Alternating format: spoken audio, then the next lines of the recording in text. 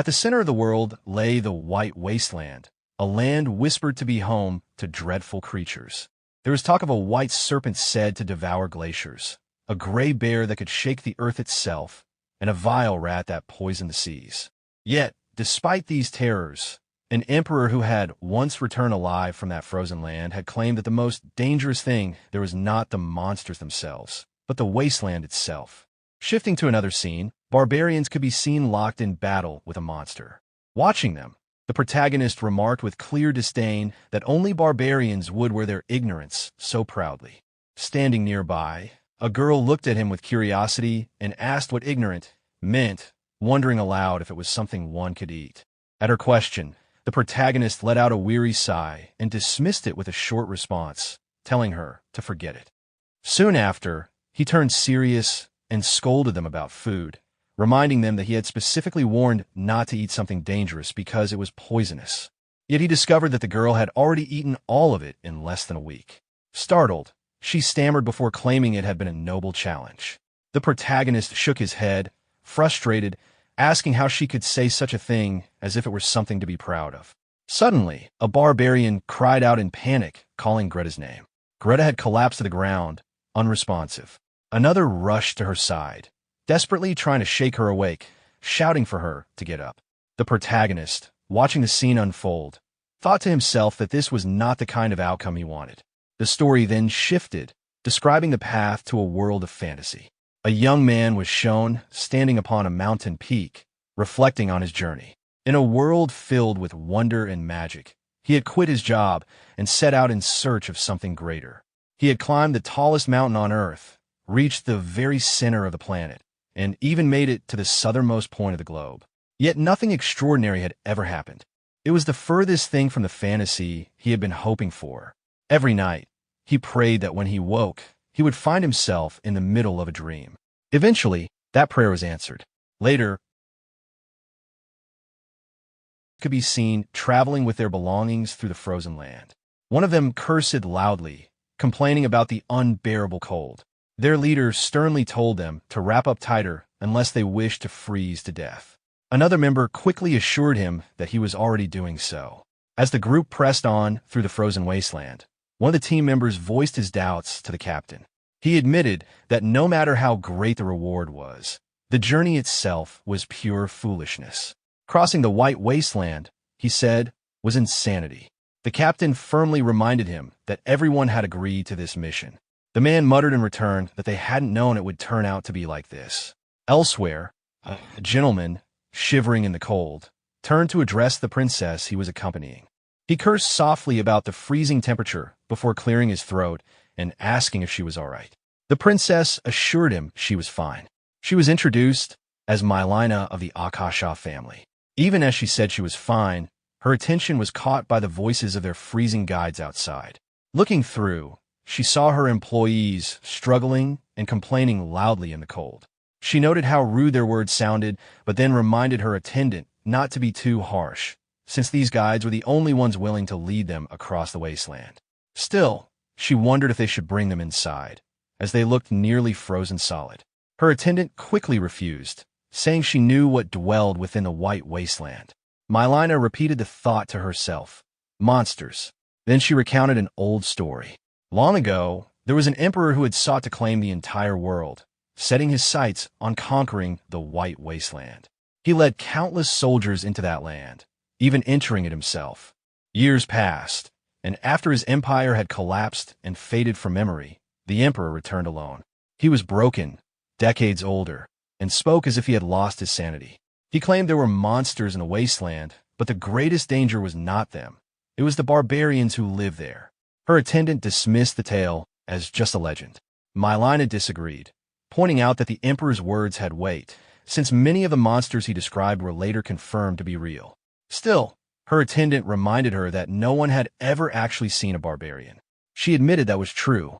Meanwhile, the captain halted his team, raising a hand and telling everyone to stop. He sensed something ahead. When a member asked what it was, the captain squinted and admitted he couldn't see clearly.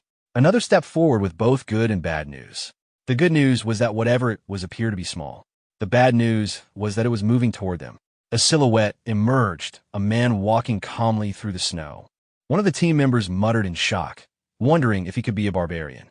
The stranger introduced himself casually, saying he had come out for a stroll, tired of looking at other barbarians, and unexpectedly stumbled upon outsiders. He called it luck and admitted he hadn't expected to run into anyone in such a place. He revealed his name as the Ashen Barbarian, Keetle, and greeted them. Looking over the group, he asked if they were merchants. Nervously, they replied that they were. The group stared at the newcomer in shock, realizing who he was. They asked him if he assumed they were simply hire guards. The captain confirmed it quietly. The barbarian, Keetle, considered the situation and bluntly advised them to turn back, though he doubted they actually would. His words left everyone uneasy. Noticing the carriage behind them, Keetle asked if someone was inside. The captain's expression hardened with anger at the question, but Keetle only smiled and said he wished to be hired as well. His words were met with disbelief and irritation, as the group demanded what he meant. Keetle clarified, reminding them that he was offering to help them cross the wasteland. The captain was unsettled, wondering if this legendary barbarian truly wished only to join them. He asked if Keetle was hostile.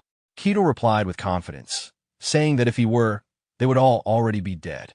The captain's men exchanged uneasy whispers, while inside the carriage the princess and her attendant listened.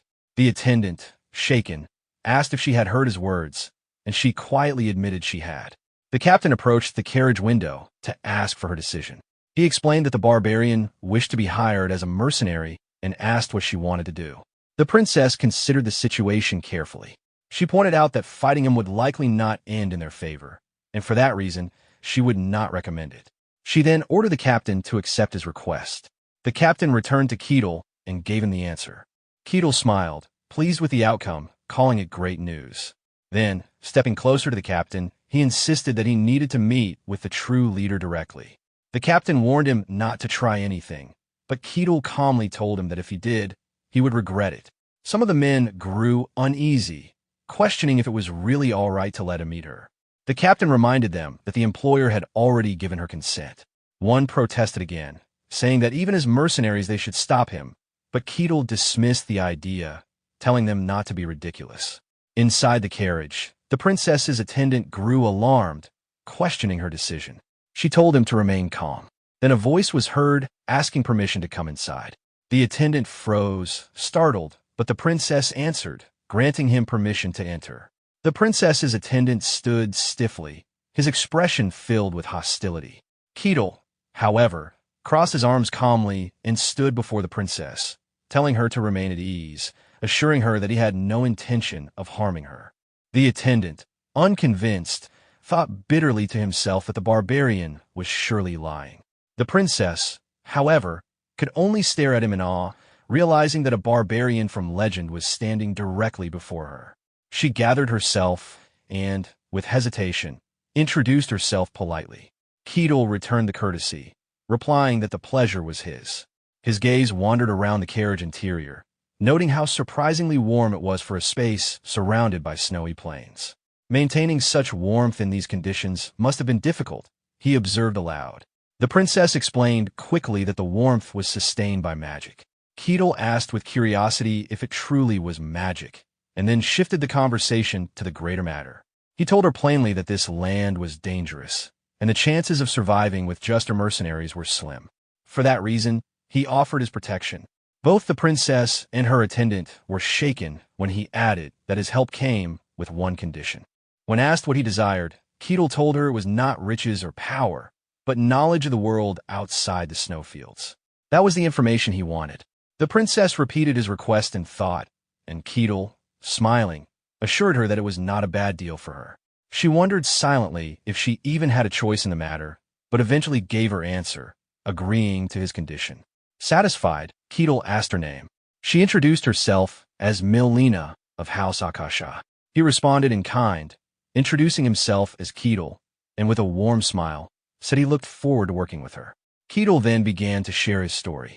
He explained that he had always longed for a fantasy world, and one day he had awakened to find himself reborn as a barbarian in a snowfield. There had been no time to wonder why. All that existed there was an unforgiving cold and powerful, endless monsters. To survive, he had led a tribe, hunting and struggling desperately just to endure. Time became meaningless, as countless years slipped by while he tried relentlessly to escape that desolate land. But every attempt ended the same. A strange force bound him there, his only hope tied to quests that appeared before him. The incomplete quest mocked him with its condition. He would only be able to leave the snowfield upon completion.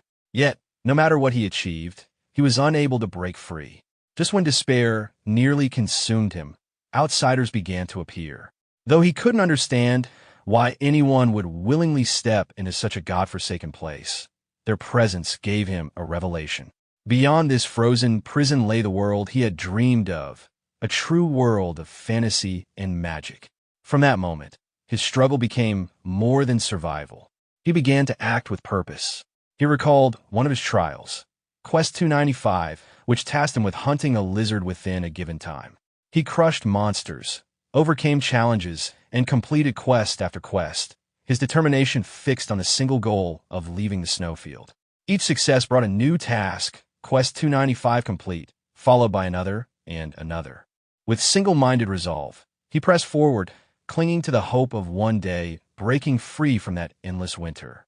Keitel's voice grew louder as he finished recounting his past. He declared that as long as he remained trapped in the snowfield, the knowledge he could obtain from outsiders was invaluable. Yet most of the humans he had encountered either panicked and drew their blades or descended into madness.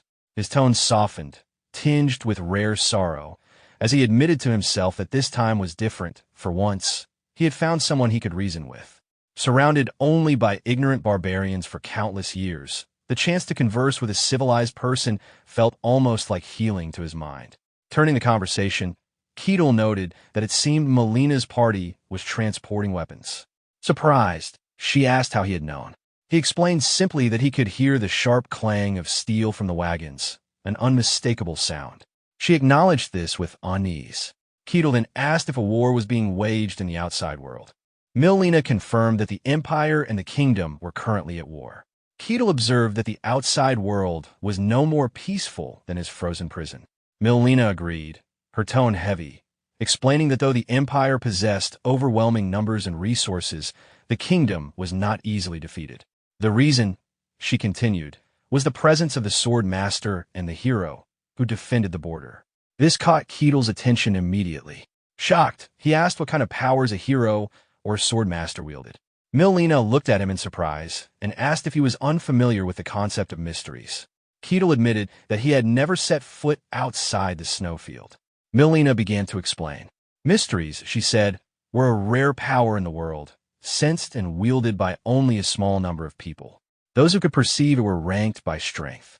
At the lowest were the third rate, who could merely sense the power. Above them were the second rate, who could actively use it. Higher still were the first rate, those who could manifest mystery as mana or aura. Typically knights, mages, and spirit summoners fell into this category. But beyond the first rate were beings so exceptional that ranking became meaningless. These were the transcendents, who dominated and freely wielded mystery, capable of feats such as splitting the heavens and the earth. The Sword Master, she revealed, belonged to this rank. Beyond even them were the heroes, beings so powerful they could influence the world itself. A hero was not merely strong. Their very existence was considered legendary. Melina reflected aloud that even having one's strength quantified within this system was itself proof of great power. A mere third rate, she noted, could dominate within a small domain. Keitel listened in silence before suddenly declaring that he wanted to meet such figures. Melina was startled, repeating his name with disbelief. Keitel's thoughts turned inward once more. He could not even remember how long he had been trapped in the snowfield. For ages, he had lived only in desperation, fighting to survive. All he knew for certain was that this was a snowfield within a fantasy world, a world he could not escape. A system message echoed cruelly in his mind. Cannot delete scheduled ally. The outside world. The fantasy he had long dreamed of. Keitel clenched his resolve. He truly wished to escape the snowfield. Now he's so happy at that moment, and he is smiling with think in his mind now. I must get out. A monster suddenly appeared in front of the team members, and the captain immediately recognized the danger, shouting for his men to prepare.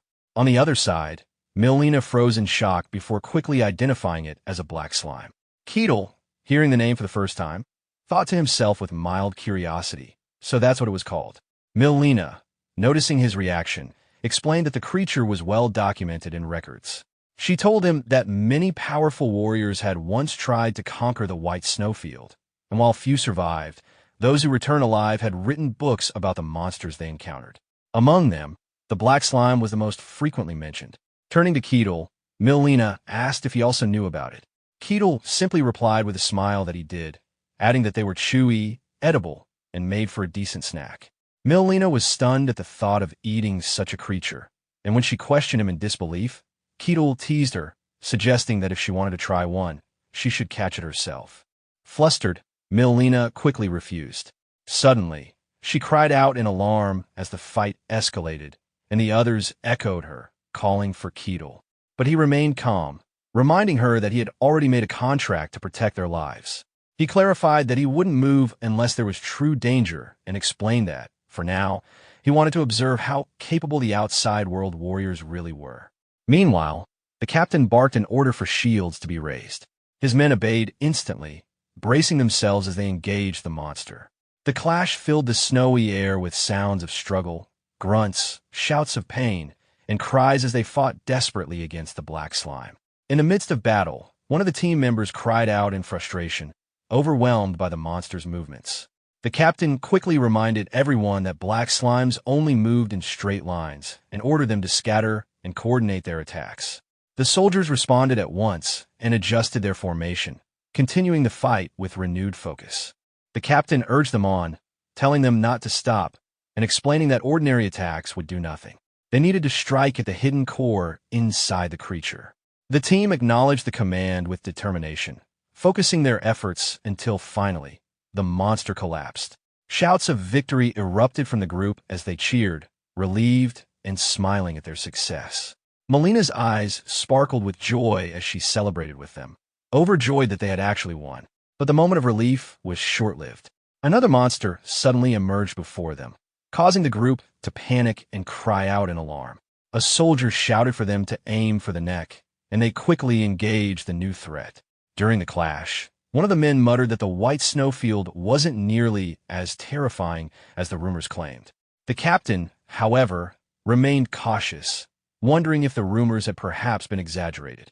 He warned them not to lower their guard, reminding them they weren't even halfway through their journey yet. Meanwhile, some of the soldiers began casting doubtful glances at Keetle. One whispered that perhaps the barbarian wasn't as strong as the legend suggested, that he might just be feeding off their efforts. The captain considered the thought, wondering if they should at least test Keetle's strength to know for sure. Soon after, the group approached Milena, voicing their thoughts to her. They told her directly that they had something important to discuss regarding Keetle. Confused, Milena asked them what they meant by test. The mercenaries pressed Milena, insisting that they were the ones risking their lives to complete the mission. They reminded her that they were bound to her by contract, and that their demand was only natural. Milena acknowledged their point with gratitude, telling them that she was always thankful they had accepted the dangerous task. In her thoughts, however, she reflected on the truth. Crossing the white snowfield was such a daunting request that every other group had fled upon hearing the details. Without these mercenaries, she wouldn't even have been able to attempt the journey. Still, there was one thing she couldn't accept. When they pointed out that the barbarian had not lifted a finger in battle, she hesitated, unable to easily respond. One of them pressed further, asking if they could test whether Keetle truly deserved such special treatment. The word test weighed heavily on her mind, and she wondered what exactly they intended. The captain stepped in, explaining that he had tried to stop them, but they refused to listen. At that moment, Keetle emerged from the carriage, calmly addressing the group. If they wanted to test his skills, he said he had no objection, but now was not the time. His words left the mercenaries momentarily stunned. He explained further that he would not fight them at this moment, because they already had guests approaching. The mercenaries frowned, confused by what he meant, but before they could protest further, an ominous presence made itself known. A monster had appeared, silently observing them. In its mind, it sneered at the sight of the frail mortals before it, delighting in the rare delicacy they represented. One of the mercenaries cried out in horror, as the creature's thoughts echoed with malice. To the monster, their struggle would be nothing more than seasoning for its feast. The people screamed in terror as the monstrous presence loomed over them. Ketil stepped forward, facing the creature directly, and commanded it to stop. He declared that the people behind him were his guests, then ordered the monster to leave. The serpent-like monster recoiled at his words and questioned why Ketil was there, accusing him of breaking the laws of the snowfields by leaving his tribe's territory. Ketil, unmoved, retorted that it was none of the serpent's concern. The monster roared back in fury, declaring itself the snake, one who had been promised immortality. It refused to accept commands from a barbarian. In response, Ketil readied himself for battle, saying that such a creature needed to be taught a lesson, as it was the type that only listened after a beating. The fight erupted violently. Snow blasted into the air with every strike, the ground itself trembling under their clash. Milena, shaken, stepped closer and called out to Ketil. He answered calmly, telling her he would finish the fight quickly and join her soon. After some time, everyone was left in shock at the protagonist's fighting skills. They all gathered in front of him, admitting that they had committed a sin worthy of death and begged for their lives to be spared. The protagonist, looking slightly confused, responded that it was only natural not to trust a stranger so easily, and that he understood their actions. Milena's assistant, however, remained cold and suddenly let out a pained scream. The protagonist then turned his attention to Milena, stating that there was something he was curious about. Milena quickly reacted to his words, asking what he meant. While the others were still tense, Ketil turned to Milena. With curiosity in his voice, he asked about her true identity, noting from her attire and speech that she didn't seem like a mere agent of her family. Why, then, would she personally embark on such a life-threatening trade journey? Milena hesitated, but then explained. She revealed that she was the first daughter of Lady Beliaka, the concubine of Lord Kazakh, Akasha. When Ketil asked if she meant a second wife, Milena confirmed it. Her mother had been married off for political reasons, only to be abandoned afterward, stripped of any real power. Milena's voice hardened as she admitted that she and her mother were family only in name. In reality, they were treated as nothing more than servants. Realizing how much she had confessed, she faltered, but then revealed the truth. She had volunteered for this trade mission herself. Ketil asked if she truly had, and Milena affirmed it. Despite the danger of the journey, she had chosen it because someone had to set an example. Ketil regarded her quietly and replied that he understood. Ketil regarded Milena carefully, telling her that she was intelligent. Surprised, she asked what he meant, but he continued, saying she also carried great ambition, calling her a greedy one. Milena faltered at his words, left momentarily speechless. Before she could respond further, the captain interrupted with a loud announcement that they had arrived. The group erupted in excitement, shouting in relief as they saw grass before them. Together, they turned to Ketil and thanked him respectfully. Ketil then asked Milena how she intended to manage the return trip. She explained that by then, she could simply pass through the Empire. Ketil acknowledged her reasoning, noting that once she had sold the weapons and was empty-handed, crossing the border would not be too difficult. Milena then returned to something he had said earlier. She reminded him that he had called her intelligent and ambitious, and asked what exactly he meant by that. Ketil replied plainly that he meant it as he said. She was intelligent and also ambitious. Those words struck her, and he pressed further. He explained that her family had once been highly renowned, but was now on the brink of collapse due to a lack of funds. Even as the daughter of a concubine, if she took bold action to carve out a path for survival while her family faltered, people would naturally choose to trust and follow her. He asked if her true goal was to seize control of her family. Milena reflected on his words, then admitted quietly that his answer was perfect, though she tried to deny it. Ketil, in turn, thought to himself that he had been right all along. A child of a concubine challenging fate in order to inherit the family name was nothing new. It was a tale as old as time. Meanwhile, Milena studied him. She realized that this barbarian was no fool. He was far sharper than those who merely thought themselves clever. And the power he had shown, defeating the white snake without a single scratch, was undeniable. The thought crossed her mind. If she could command such strength for herself, her ambitions could be within reach. With that in mind, she asked Keatle directly if he ever considered leaving the snowfields. If so, would he join her? Keatle declined immediately, explaining that he still had matters to resolve there. Milena accepted his answer, masking her disappointment as she simply replied that she understood. Milena removed the necklace from around her neck and handed it to Keatle. She told him that if he ever came to the outside world and sought the Akasha family, he should show them this piece as proof. Keatle accepted the gift with a rare, genuine smile. He said that if it was a gift, he would gladly accept it. Milena's assistant quickly expressed her gratitude, thanking Keatle sincerely. In response, Keatle told them that someday he hoped they would meet again. With that, Milena and her people departed for the capital, while Keatle quietly watched them leave, his gaze lingering with unspoken emotion. 5 years passed. In the endless white snowfields, Keatle stood alone. At last, he felt a change and muttered to himself that all conditions had finally been met. Before him, a familiar interface appeared.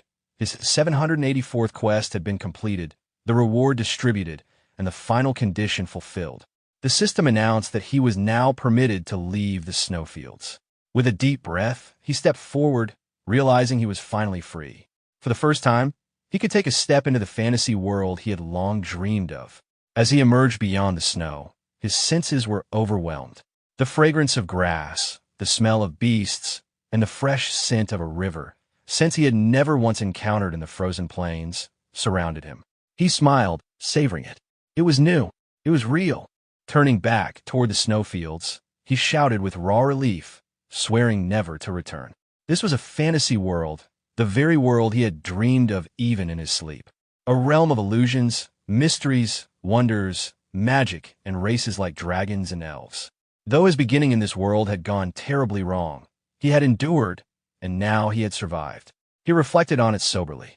The snowfields were a hell that could not be endured by will alone. Without his longing for this world, he would never have made it. Continuing onward, his eyes fell on a sight in the distance, a cluster of buildings. A village. His heart stirred as he realized he had finally reached a civilized place in this world. Memories flickered of the barbarians he once lived among, who dug into the snow to sleep and stared blankly whenever he tried to explain the need for shelter. They had been incapable of understanding him. This village, though, promised order, structure, and humanity. As he walked closer, he wondered how he should greet its people. Should he begin simply with a hello? Or perhaps, more traditionally, ask them, "What world is this?" Either way, he resolved to be polite and carry himself as a gentleman. The elf elder gathered everyone in the village and declared that from that day forward, this would be their new home. He instructed the villagers to unpack their belongings and settle in. One of the younger elves hesitated, addressing the elder with concern. The elder asked what was troubling him, and the youth admitted his worry. Was this place truly safe? The elder gave a firm answer. It was. Nearby, some elves began whispering among themselves about humans. They reassured each other that this was an extremely remote location where humans could never come. Still, they worried aloud about the snowy plains lying so close to them. The elder understood their fears. The young elf quickly pressed the concern that the plains were far too near and the threat of monsters was real. Growing stern, the elder silenced the doubts. For thousands of years, nothing had ever come out of the snowy plains. On top of that, they had already set up a powerful barrier. The elder reflected to himself. The barrier not only concealed their presence, but made their settlement appear like an ordinary forest. It had taken months of design and ancient elven magic to construct. As long as it remained intact, no outsider could approach them. And even if monsters did emerge from the snowy plains, there was no reason to fear, for they had Her Majesty, the Queen. No matter how terrible the monsters, none would ever reach her. Meanwhile, elsewhere, Keatle suddenly felt something unusual. It was as though something had been torn. He wondered if he had triggered something but decided to keep walking, questioning how far he still had to travel. Then, unexpectedly, he froze in excitement. Before him stood an elf, an actual elf. One of the most iconic races of any fantasy world. He could hardly believe his luck in encountering one so soon. For the first time in years, he felt genuinely glad to be alive. Not far away, a small elf child had wandered off and was growing frightened. She didn't know where she was or how to return, and panic began to overtake her. Keatle approached, deciding to greet her gently. Yet the moment he said hello, the child screamed in terror and collapsed, fainting on the spot. Puzzled, Keatle studied the situation. He hadn't even managed to hold a proper conversation before she lost consciousness. Now, he reasoned, perhaps the best course would be to take her back to the village. His thoughts turned to what he knew of elven culture. In many stories, elves were a gentle race aligned with order and goodness. If he returned a fainted child safely, perhaps they would welcome him as a kind and trustworthy person. The very idea of being warmly received by elves stirred his anticipation. He smiled at the thought, already looking forward to it. But before he could act further, the child's mother appeared.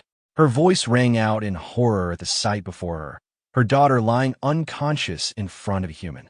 Shock and fear filled her cry as she rushed forward.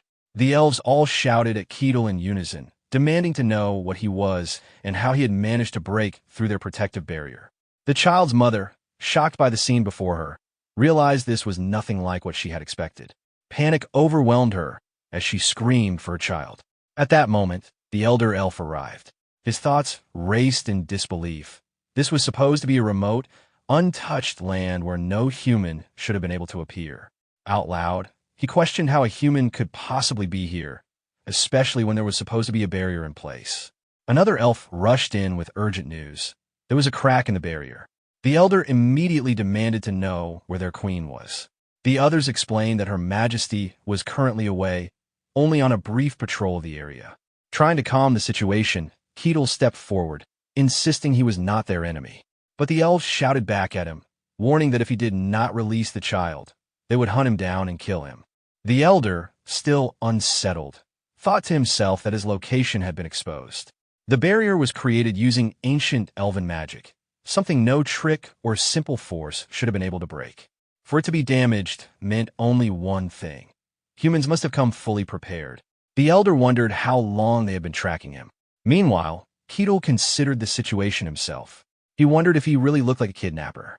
The most important thing, he decided, was to clear up this misunderstanding. He turned to the young elf child and told her to go back to her people. The girl hesitated, staring at his face with fear. Keatle was left to wonder if his appearance was really that frightening. Back in the snowy plains, he had thought he looked decent enough. Regardless, he had returned the child.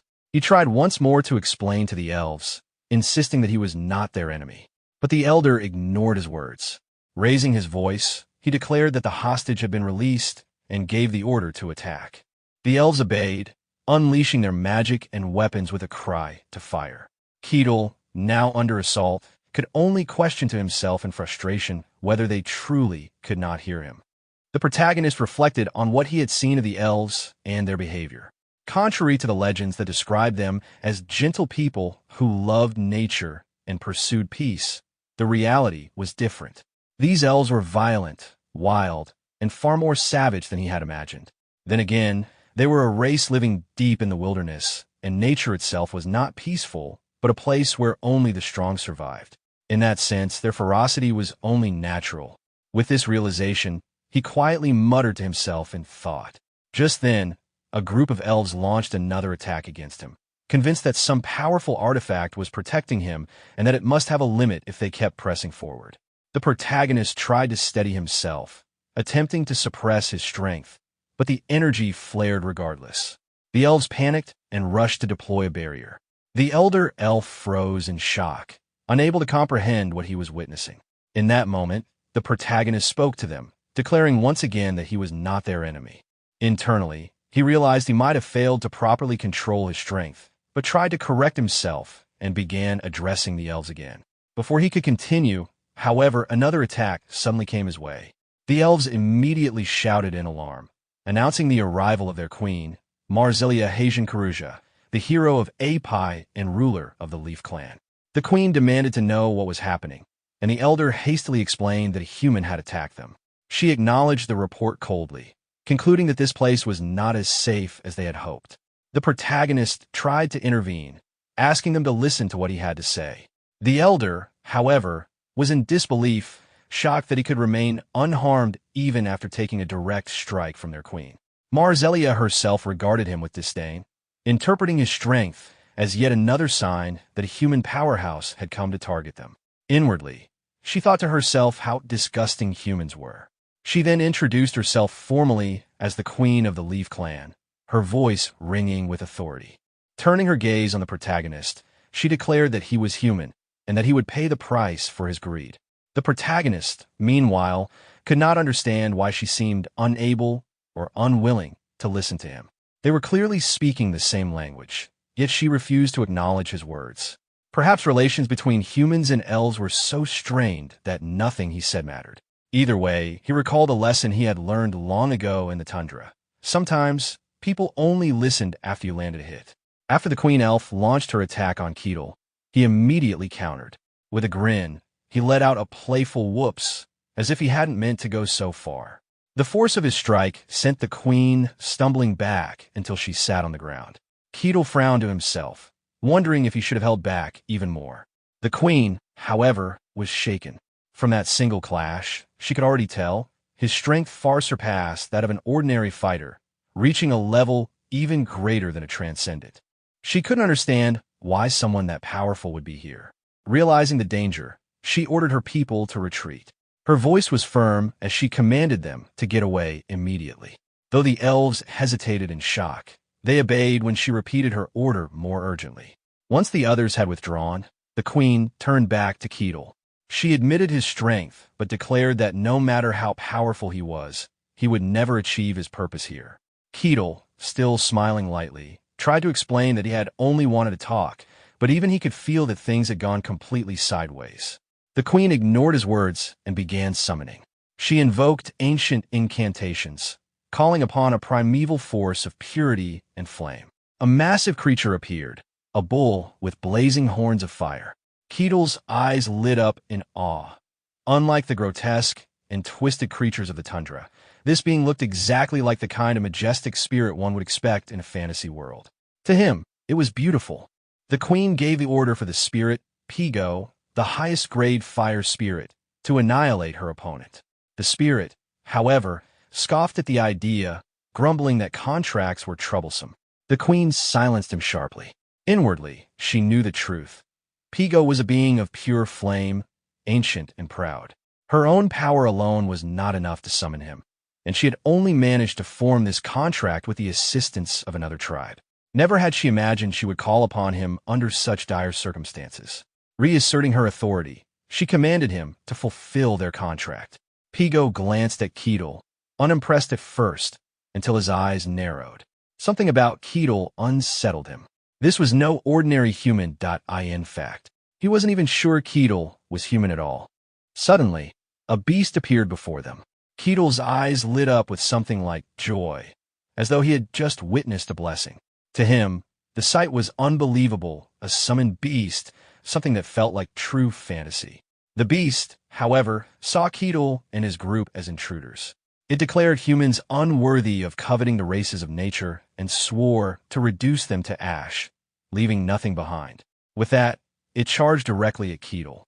Keetle, unfazed, stopped the beast's attack with just one hand.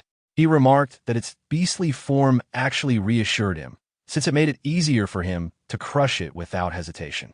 The Queen Elf, watching nearby, screamed in terror as Keetle swiftly killed the beast. She collapsed to the ground, stunned, unable to believe what she had just witnessed. To her, it didn't seem real. Shaking, she begged Keetle to spare her kin. Keetle responded gently, telling her that he was not her enemy. His words shocked her. She could hardly believe them. But after a long conversation, she and her people eventually came to accept that he truly meant no harm. The Queen apologized, admitting that they had judged him too quickly. She reflected with guilt that they had mistaken the man who returned their child for an enemy, and in doing so, had committed a grave insult. Keetle reassured her. He explained that he understood their caution, since they had been driven here by humans. Still, he admitted it was a little sad that they never gave him a chance to explain himself first. The Queen, still uncertain, asked him directly if he really wasn't one of the humans chasing them. Keetle told her this was his first time ever seeing an elf, and that there were none in the white wasteland where he came from. The Queen Elf trembled as she repeated Keetle's words. The white wasteland, the name alone shook her. She recognized him as the ashen barbarian of the wasteland, a figure spoken of in fear and disbelief. Ketel confirmed that this was indeed what outsiders called him. The queen found it nearly impossible to accept. She could not believe that any human, let alone him, had survived such a place. Hesitantly, she asked if his escape meant others might also emerge from there. Ketel doubted it. He explained that the wasteland was bound by strict rules that even powerful beings could not break. Somehow, through the form of a hidden quest, he alone had bypassed them. But that was an extraordinary exception. Relieved, the queen then asked after his summoned beast. Ketel casually replied that he had split it in half. She reassured him that there was no need to worry, as spirits simply returned to the spirit realm when forcibly unsummoned. Realizing she had been rather rude earlier, she offered to do something in return for him. Curious, Ketel asked whether beings other than elves could contract with spirits. The queen admitted it was unlikely, though occasionally humans with a deep affinity to nature had managed it. Still, if he truly wished to pursue such a contract, she advised him to travel to Elfos Sagrado, the holy land where the god of elves resided. Ketel wondered if a human like him would even be allowed entry. She told him that under normal circumstances, no, but with her introduction, it would be possible. She stressed the importance of secrecy, since no elf would ever risk revealing the location of such a sacred place. Despite this, she chose to trust him, and handed him a crystal as proof of her belief. Ketel accepted it gratefully. She warned him that even if he reached the Holy Land, their god might still test him, though she believed he would pass. After offering her well wishes, she formally introduced herself as Marcella Hajian Karuja, queen of the leaf tribe that turned brown in autumn. When asked his name, Ketel gave it simply, Ketel the Barbarian. Not long after, Ketel set out again, running toward another country. At the border of Varkan territory in the kingdom of Gehent, chaos broke out among the guards. Something was rapidly approaching. Alarms rang, bells sounded, and orders for every guard to arm themselves were shouted. When Ketel finally arrived at the gate, one of the guards, startled and almost shouting, recognized him immediately. Ketel approached with a calm smile and casually asked the group of guards if they were indeed the ones stationed there. Without hesitation, he greeted them politely. The guards, however, were unsettled. The sound of the earlier clash still rang in their minds, and they quickly began connecting details. The ash-gray hair, the scar across his chest. Their eyes widened in disbelief as they whispered among themselves. Could this man really be the Ashen Barbarian? Startled, the guards quickly raised their weapons and shouted at him not to come any closer, warning they would attack if he did. Ketel, unfazed, simply told them to calm down. He assured them again that he was not their enemy. One of the guards, still cautious, asked him directly what he was seeking from them. In response, Ketel raised his finger and pointed toward the great wall behind them. When questioned, he explained clearly that he wished to visit their territory. The guards pressed further, asking if he only intended to pass through. Ketel clarified that if possible, he would like to remain there for some time, though he could not say for how long. Still suspicious, the guards demanded his name. Ketel answered honestly his name was Ketel. They then asked if he had anyone to vouch for him, or any form of identification. Ketel admitted he had neither. At that moment, he remembered Melina's words from before. She had thanked him and entrusted him with a small crest, telling him that if he ever went outside and visited House Akasha, he should show them that peace. Recalling this, Ketel presented the crest to the guards and asked if it would be enough to verify his identity. The guards examined it closely, asking what it was. Ketel explained that it was the crest of House Akasha, which he had received directly from someone of that bloodline. Recognition flickered in their eyes. House Akasha? Yes, the merchant family from the Dena'in Kingdom. One guard recalled that they had ventured into the White Wastelands several years ago. Another added that the house had risen rapidly in prominence after a new head took over not long ago. Ketel then asked plainly if the crest could serve as his proof of identity. The guards hesitated that it did not appear to be a forgery, but confirming its validity was difficult since it was not from their kingdom. This land, after all, was under the kingdom of Gehentra. After a brief discussion, they returned the crest to him. Though it could not fully confirm his identity, it was still helpful. Finally, they allowed him entry, but with a condition. When Ketel asked what that condition was, the guards explained they required confirmation that he posed no threat. Ketel tilted his head slightly and muttered with a faint grin. It seemed they wanted a party. The guards explained the condition. At that very moment, 3 others were also seeking entry into the territory. The requirement was simple. Keto would need to form a party with those individuals, whose identities were equally uncertain, and clear a dungeon near the domain. Keto thought it over briefly. A dungeon raid, as a condition? It seemed easier than he expected. He accepted without hesitation, though the guards added one more requirement. After clearing the dungeon, he would need to report everything that had occurred inside. Keto quickly understood. Those with unclear status were being forced to watch each other, and in the process, any suspicious individuals would naturally be revealed. He even admitted the method was clever. The guards, however, clarified that it wasn't quite so simple. Then, with some hesitation, they asked if Keto truly was a barbarian. Keto confirmed it plainly. He was indeed a barbarian. The guards were taken aback. They had always thought barbarians to be nothing more than a race of brutes, yet Keto was unlike any they had ever met. After regaining composure, they decided to end the discussion and move things along. Elsewhere, the 3 other candidates were already present. Tension hung in the air. One of them, an older man in worn armor, scoffed bitterly about the law forcing him into a dungeon alongside rats who pick pockets. His name was Alessandro Tyrannus, a self-proclaimed paladin. Another, a sharp-tongued man with a mischievous grin, immediately mocked him. He reminded the so-called paladin of how a thief had once scammed him and stolen his fortune. This was Kazan Hark, a thief by trade, and he took great pleasure in taunting the armored man. The insults flew rapidly. The thief ridiculed Alessandro's title, claiming no real paladin would even be found in a place like this. He called him nothing more than a wandering warrior pretending to be something greater. He even mocked his surname, drawing an enraged response from the older man, who nearly leapt at him. Before things could escalate further, a young cleric stepped between them. Hayes, a cleric of Kolosia, sighed and tried to calm them down, though her expression betrayed her frustration. She thought to herself how unfortunate it was to be grouped with the likes of them and wondered if such a party could possibly survive a dungeon. Someone reminded the group that dungeon entry required at least 4 members. One more should soon arrive. A guard entered, announcing the final participant. Kazan smirked, hoping this last edition would at least be sane. The door opened, and Keto stepped inside. His imposing presence filled the room at once. The others froze, stunned by his size and the overwhelming aura he carried. They whispered among themselves, uncertain if he was even human.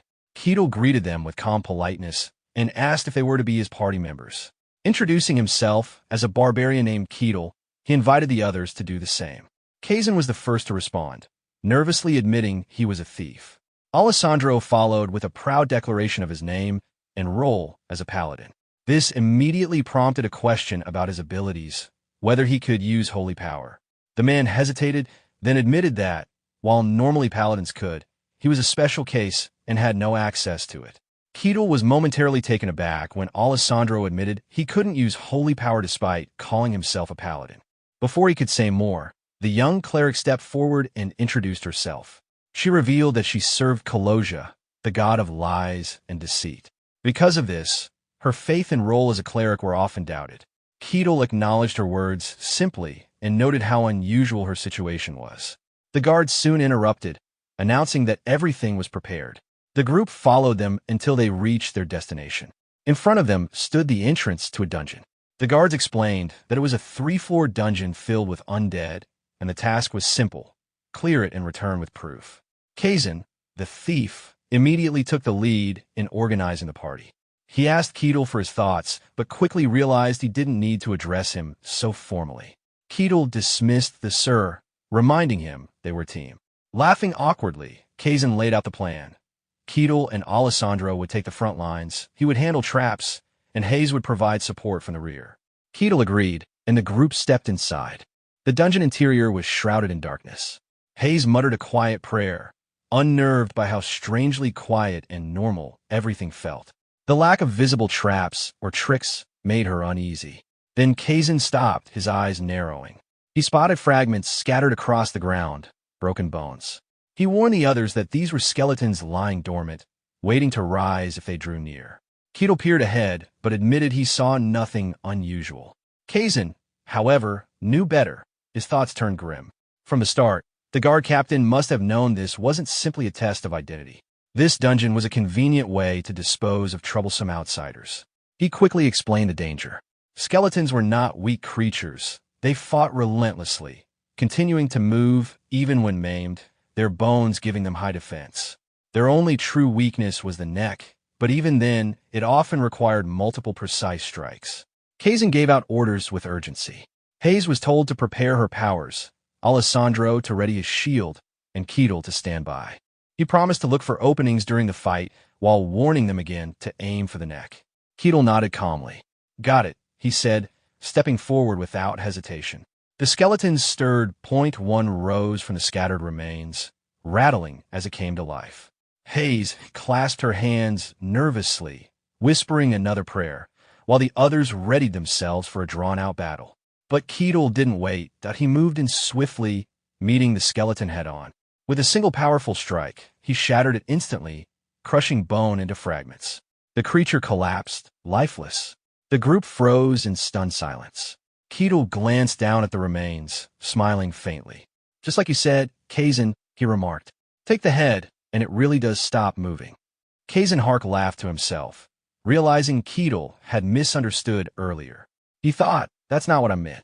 He then explained to the group that skeletons were not simple creatures. Their bones were extremely hard and unnatural, making them difficult to cut.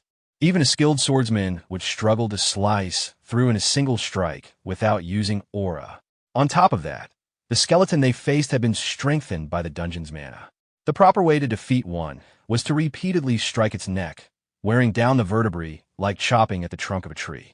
To completely pulverize a skull in one blow, however, was practically impossible. Kazan thought to himself, shocked at what he had witnessed. "I knew he was strong from the start, but I never imagined this much. Is he even human?"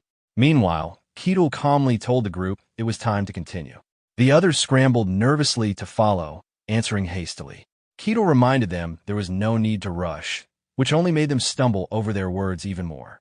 Both the paladin and Hayes muttered anxiously that they didn't want to die. Just as fear overtook the group, Hayes suddenly spotted movement and shouted that more skeletons were coming. Kazan confirmed her fears. This time, they were advancing. Keatle looked at his team and made a request. The others were surprised when he asked if he could take on the skeletons alone. He explained there was something he wanted to test. Both the paladin and Hayes immediately agreed, though nervously, and Keatle thanked them. As the skeletons approached, the others wondered aloud what Keatle was planning. He, meanwhile, studied the creatures with curiosity, wondering how they were constructed. When one swung at him, Keatle blocked with only 2 fingers, snapping its sword effortlessly. He taunted the skeleton, asking what it could do now. The monster tried again, so Keatle seized its arm and snapped it apart, asking if that was any better. When it switched its weapon to the other hand, Keatle mocked its adaptability before breaking the second arm as well. He observed aloud that the skeleton seemed capable of substituting its parts, showing a surprising degree of intelligence. Hayes could barely watch, while Kazan stared in shock. The group whispered among themselves, calling Keatle a true barbarian. The fight ended brutally when Keatle crushed the skeleton's skull under his leg. He noted with amusement that the creature could even continue moving with only its head. After finishing, he apologized to the group for the delay. The paladin immediately insisted there was no need to apologize and that Keatle should take all the time he needed. Confused but polite, Keatle thanked him, then signaled for the party to move forward again. They descended to the second floor. The paladin nervously suggested they should take a short rest. Keatle considered it and agreed, which prompted an overly relieved response from the paladin. During the pause, Keatle brought up a question he had about the dungeon. Embarrassed, he admitted that his knowledge was insufficient. Hayes quickly reassured him, saying that a desire to learn was admirable, and encouraged him to ask. Keatle's question was simple. Since this dungeon was located so close to the territory, wasn't it dangerous for the monsters within to be left unchecked? Hayes explained that, generally, dungeon monsters did not leave their grounds, though exceptions sometimes occurred. When that happened, they were identified and dealt with before they could cause damage. The paladin added in a serious tone that dungeons themselves were natural phenomena. Sometimes they appeared as caves, and at other times as towers. The paladin continued explaining. Most dungeons, he said, tended to manifest near densely populated areas. Keatle nodded at this. So that is why it appeared here, he remarked. The paladin went on, explaining that whenever a dungeon manifested, the local lord would evaluate its danger level. Afterward, outsiders such as mercenaries or guards were dispatched to clear it. Keto listened carefully, then asked if dungeons ever manifested directly inside territories. Hayes shook her head and clarified that they always appeared at a certain distance away. I see, Keto replied. Then, turning to the group, he asked whether there was a reward for fully conquering one. Hayes confirmed, explaining that usually a boss awaited on the final floor. Defeating it granted various rewards, and for a dungeon of this size, the rewards would likely be quite substantial. Keto muttered to himself, almost amused, just like a game. Hayes caught the words and asked what he meant. Keto dismissed it, saying he was only talking to himself. He then said he had one more question. Hayes encouraged him to ask, so Keto posed it plainly. Who created these dungeons? Hayes was taken aback and explained that dungeons were thought to occur naturally. No one made them. Still, she admitted there were many oddities. They always seemed to appear near settlements, tempting people with treasure, as if deliberately placed to draw explorers in. Keto reflected aloud, noting that for something claimed to be a natural phenomenon, it felt far too deliberate. Hayes was struck by his words, realizing she had never once questioned the truth of it. To her, it had always been a simple fact of the world. Is this barbarian questioning the very order of things? She thought. Barbarians were known as ignorant, savage beings, incapable of higher thought. Yet this one didn't feel like the others. The paladin broke the silence with a short remark. How interesting. Keto then turned to the group, asking if they had rested enough. Kazan acknowledged, and the paladin quickly confirmed as well. With that, Keto declared it was time to depart once more. The paladin, still shaken, answered firmly. Deeper inside, the group stumbled upon something unexpected, a treasure chest. The paladin pointed it out, explaining that it was one of the dungeon's rewards. He told Keto he could have it, provided he could unlock it. Still, he thought privately that opening a chest of this quality would normally require a master rogue with proven lockpicking skills, someone far above their current situation. Without such a person, the chest was useless, and he assumed they would have to abandon it. But Keto surprised him, turning to Kazan and asking him to unlock it. The paladin was stunned. That was a treasure chest, after all.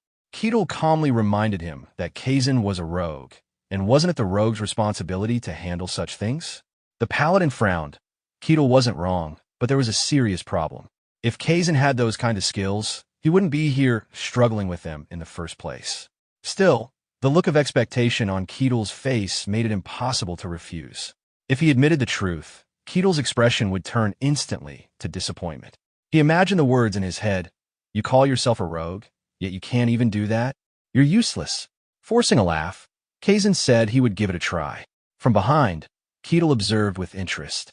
He thought to himself, noting with curiosity the tools used for lockpicking. Meanwhile, Kazan could feel Keto's stare burning into his back. If he failed, he thought, he wouldn't be leaving here alive. He urged himself to remember, to recall the skills he had once seen real rogues perform back when he worked as a porter. At last, he steeled himself. I have to risk my life, he declared, preparing to attempt the lock. Kazan the rogue, cry of the soul. At that moment, both Kazan and Keto were shaken.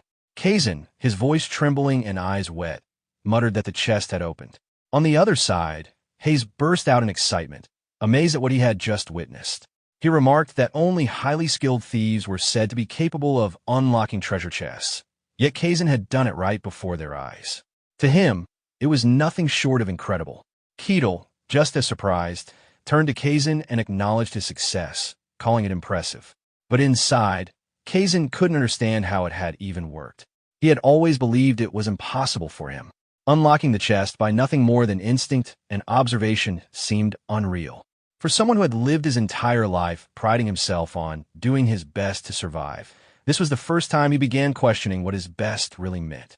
Had he truly been living his life to the fullest until now? Breaking his thoughts, Keto asked about the value of the treasure. Hayes quickly estimated that it was enough for an ordinary family to live comfortably for about a month, more than enough to live luxuriously for that period. Keto acknowledged the answer and instructed Kazan to take care of the rewards.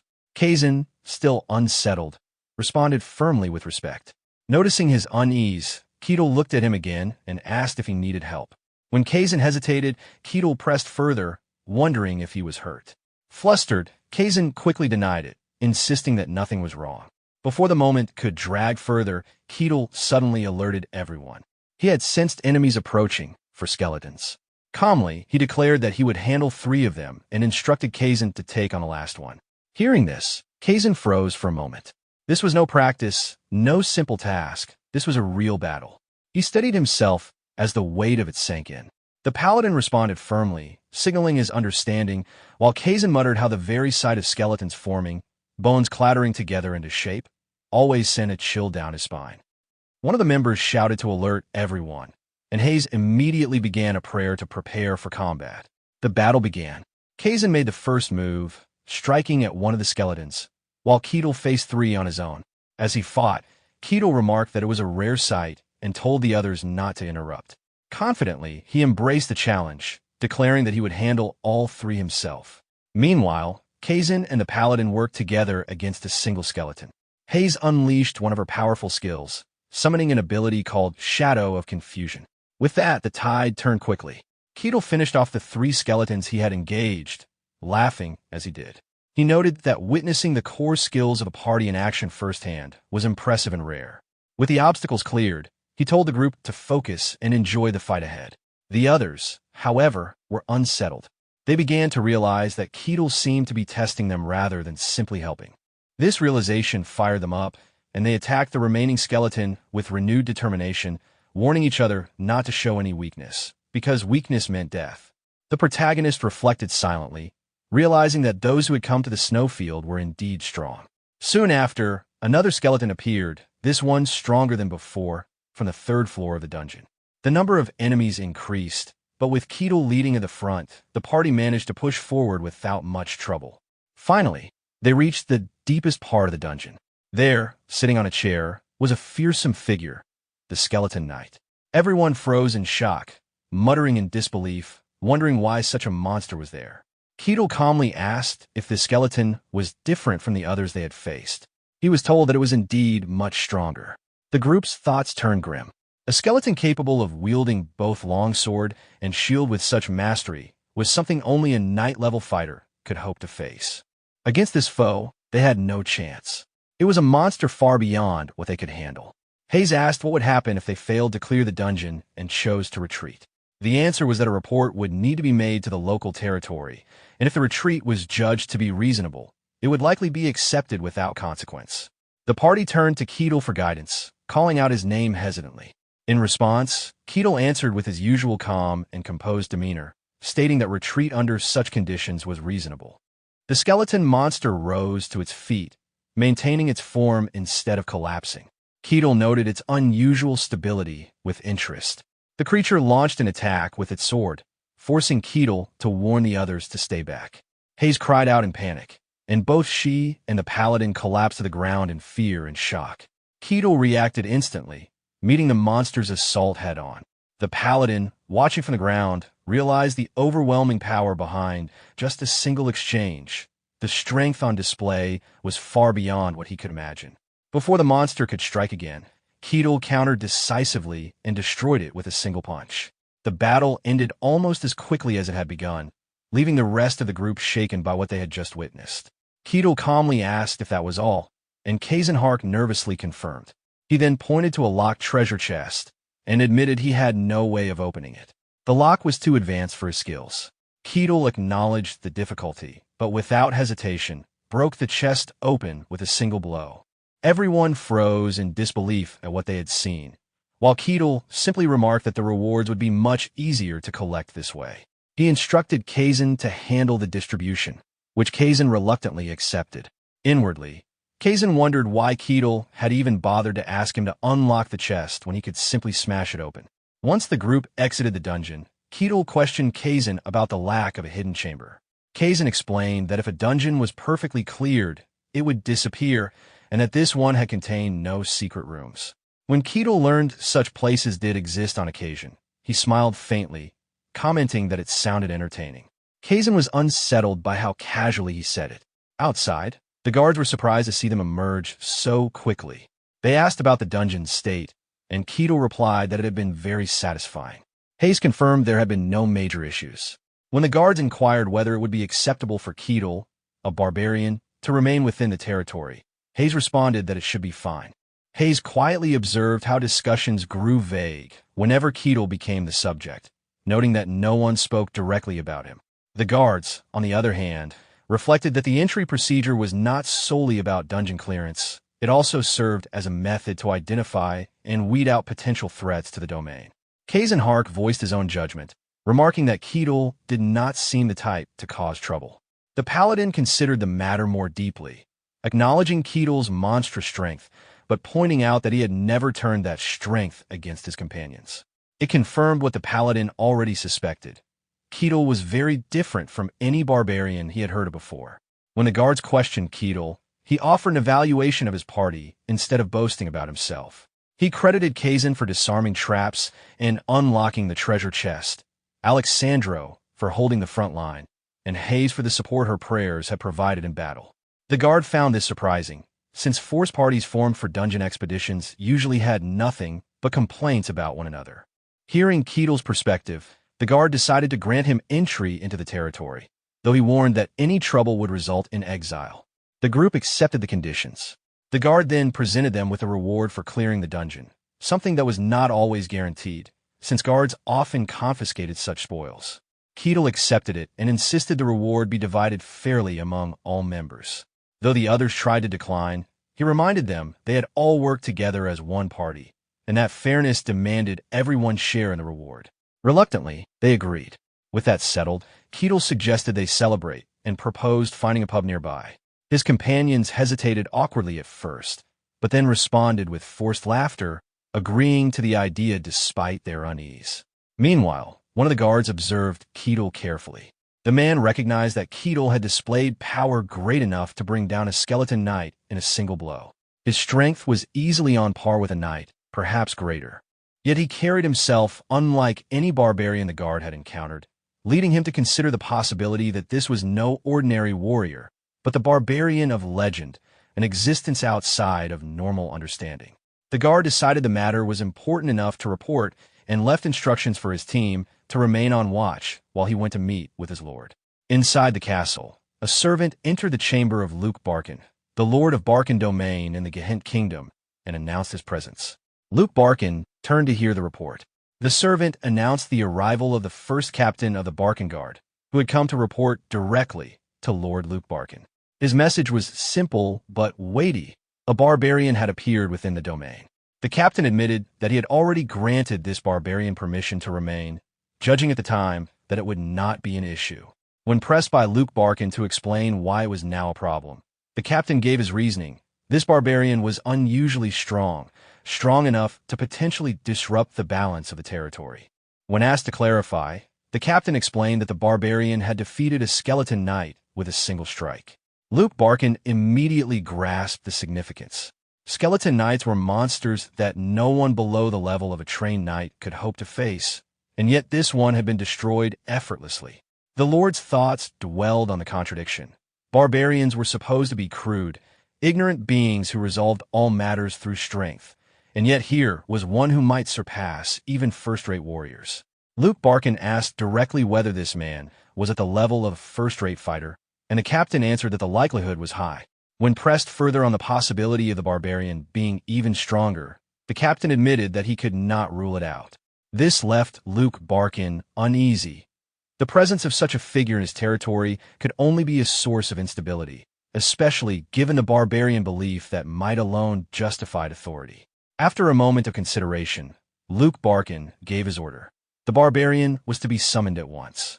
The captain questioned whether it was wise, but Luke Barkin reasoned that seeing this man for himself was necessary.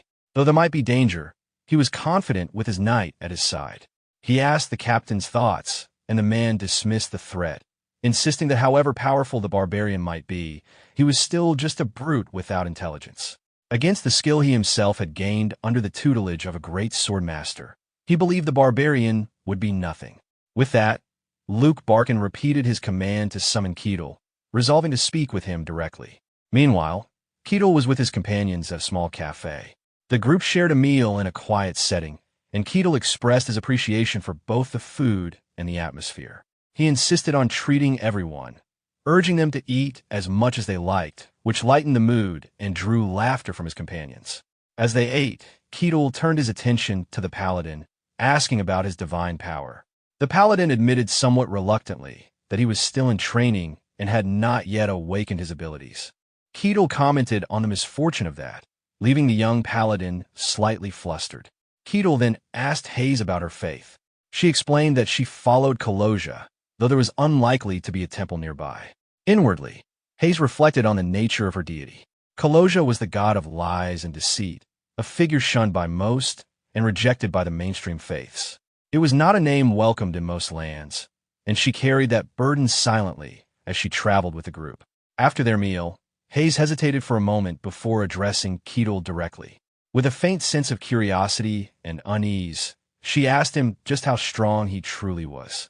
Her words caught everyone off guard. Keetle, the paladin, and Kazenhark all reacted with visible surprise. Keetle thought carefully before responding. He admitted that he wasn't entirely sure himself, since it hadn't been long since he left the snowfields, and he was still trying to gauge his own abilities.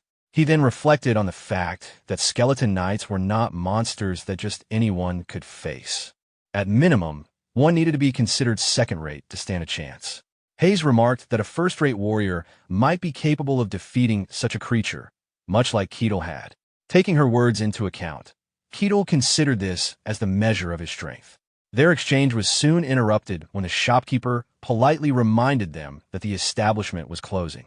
Keetle apologized for the inconvenience and suggested that they take their leave. Before parting, he asked his companions if they had any plans or schedules. They all quickly affirmed that they did, with Kazenhark adding, almost too eagerly, that they were extremely busy.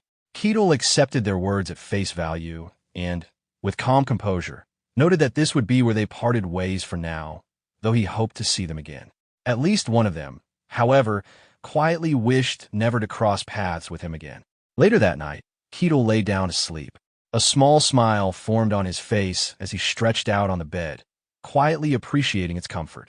He reflected that this was likely the first time he had laid in a proper bed since his arrival in this world. With the dungeon reward he had earned, he was relieved that he could afford a room without issue. Compared to the harsh snowfields where he had first awakened, this felt like paradise. As he rested, his thoughts wandered. It had taken a long time to finally reach civilized lands, and now he wondered what he should do next. His heart leaned toward the idea of experiencing new places and challenges. He thought of the sacred grounds of the elves, the towering seat of arcane knowledge at the Magic Tower, and even the royal capital itself. What he desired most, he realized, was an adventure. With that thought, he drifted off in his sleep. His rest was interrupted by a visitor. The captain of the guard had come personally, announcing that the lord of the territory wished to meet him. Keetle regarded the man calmly, acknowledging the weight of such a summons. The lord, after all, was the master of the land, and the fact that someone of such stature wanted to see him was not something to be taken lightly.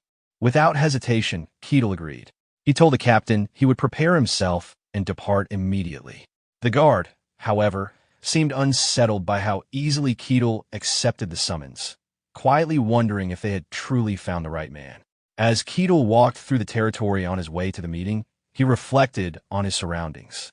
The first time he had entered the domain, it had been night, and he had only managed a rough impression. Now, in the daylight, the streets and structures were far more vivid, alive with activity and detail. It was a sight that fascinated him, stirring within him a quiet appreciation. He thought to himself that if this was what people called a lucky fantasy, he would gladly accept it any time. As Keetle was being led into the lord's castle, the captain of the guard carefully observed him.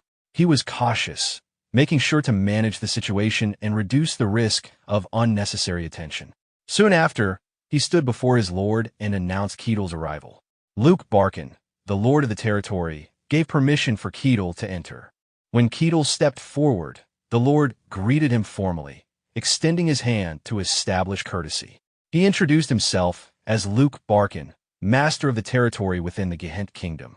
Keetle responded respectfully, acknowledging him as the rightful lord of the land and introducing himself, in turn, as the Barbarian Keetle. His words and demeanor immediately unsettled Luke Barkin. In his mind, he noted how unusual it was barbarians, in his understanding, never bowed their heads. Their entire existence revolved around strength, not humility. For one to show manners was something he had never expected. Impressed yet cautious, Luke Barkin invited Keatle to take a seat.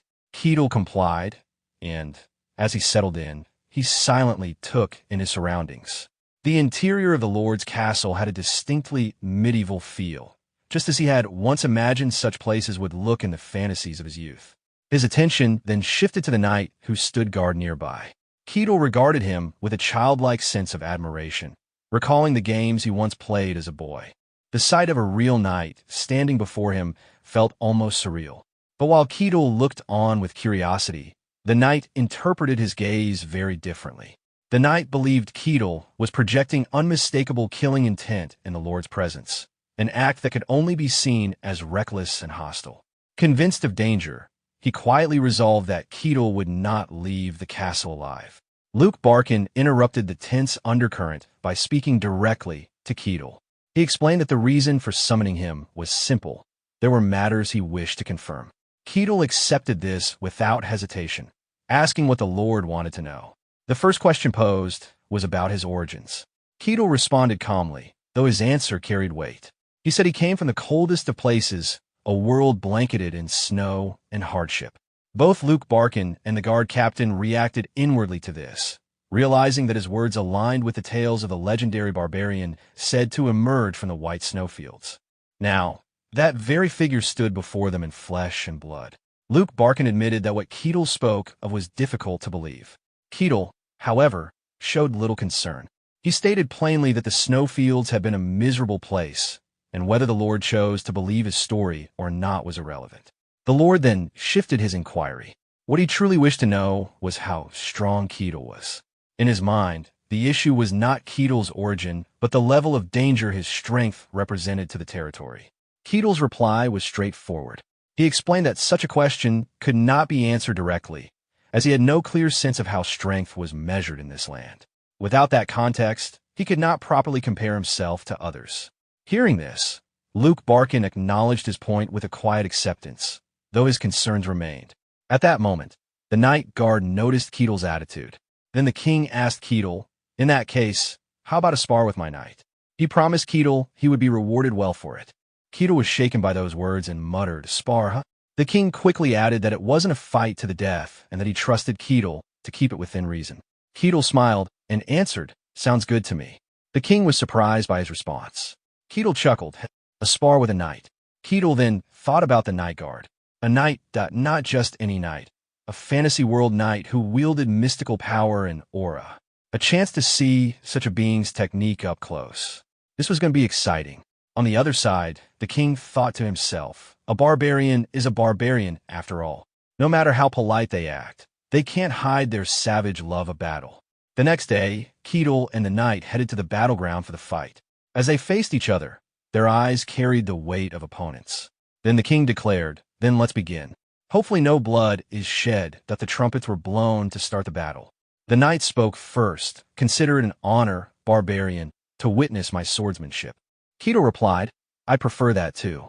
The knight grew irritated at Keatle's relaxed attitude and thought, how dare he? Acting so relaxed. I'll show him. The overwhelming difference in strength. He then charged at Keatle, thinking, "Now then, what will you do, barbarian?" At that moment, Keatle's eyes widened as he thought his sword. There are 3 of them. The knight charged at Keatle, his sword splitting into 3. At first, Keatle thought it was an illusion, but he quickly realized it wasn't. All 3 swords were real. Keatle understood then, this was true swordsmanship. The knight pressed his attack, convinced that Keatle barely dodging by a hair's breadth was the best he could manage. To the knight, even that seemed impressive, but he believed there was no need to continue watching. However, in the next instant, Keatle calmly blocked the strike with just one finger. The knight froze, stunned, unable to comprehend what had just happened. Before the knight could recover, Keatle struck back with a single punch. The blow was so powerful that the knight was sent flying across the ground. Luke Barkin stood up in shock, unable to believe what he had just witnessed. He screamed in disbelief, shaken by the overwhelming sight. With just one strike, Keatle had defeated a first-class knight. Luke Barkin trembled at the realization. This was power beyond normal limits, monstrous strength that seemed superhuman at the very least. And yet, he knew this was only the surface. The true depths of Ketel's power were unknown. A barbarian with such strength could very well tip the balance of the world. Ketel, calm and unbothered, simply smiled and asked if the match was already over. Luke Barkin confirmed it, though his thoughts still raced. As he considered what he had seen, Luke Barkin decided it might be time to involve someone else, one of the few in the world who bore the title of Swordmaster. He thought to himself that the man should have arrived by now and wondered if such a figure would take interest in Ketel. Then a voice answered his thoughts. The Swordmaster Cain appeared, casually asking if Luke had met his interest. Turning, Luke greeted him with a remark that Cain's questionable taste in hobbies hadn't changed. Cain only laughed, saying that everyone needed some entertainment in life. With that, Cain pressed further, asking Luke what this so-called interesting matter was about. Luke, recognizing the weight of the moment, formally greeted him. He said it was an honor to have Cain visit on such short notice and respectfully addressed him as the Great Swordmaster. Master Cain and Luke Barkin sat with heavy expressions, the atmosphere tense. Nearby, the injured knight guard groaned in pain, clutching his body. Luke Barkin turned to him and asked if his condition had improved. The guard, still struggling, assured his lord that he should recover in a few days and apologize for his failure. Before Luke could say more, Master Cain cut in sharply, stating that the apology should be directed to him instead. His tone was harsh as he declared that his foolish disciple had lost to an unknown barbarian.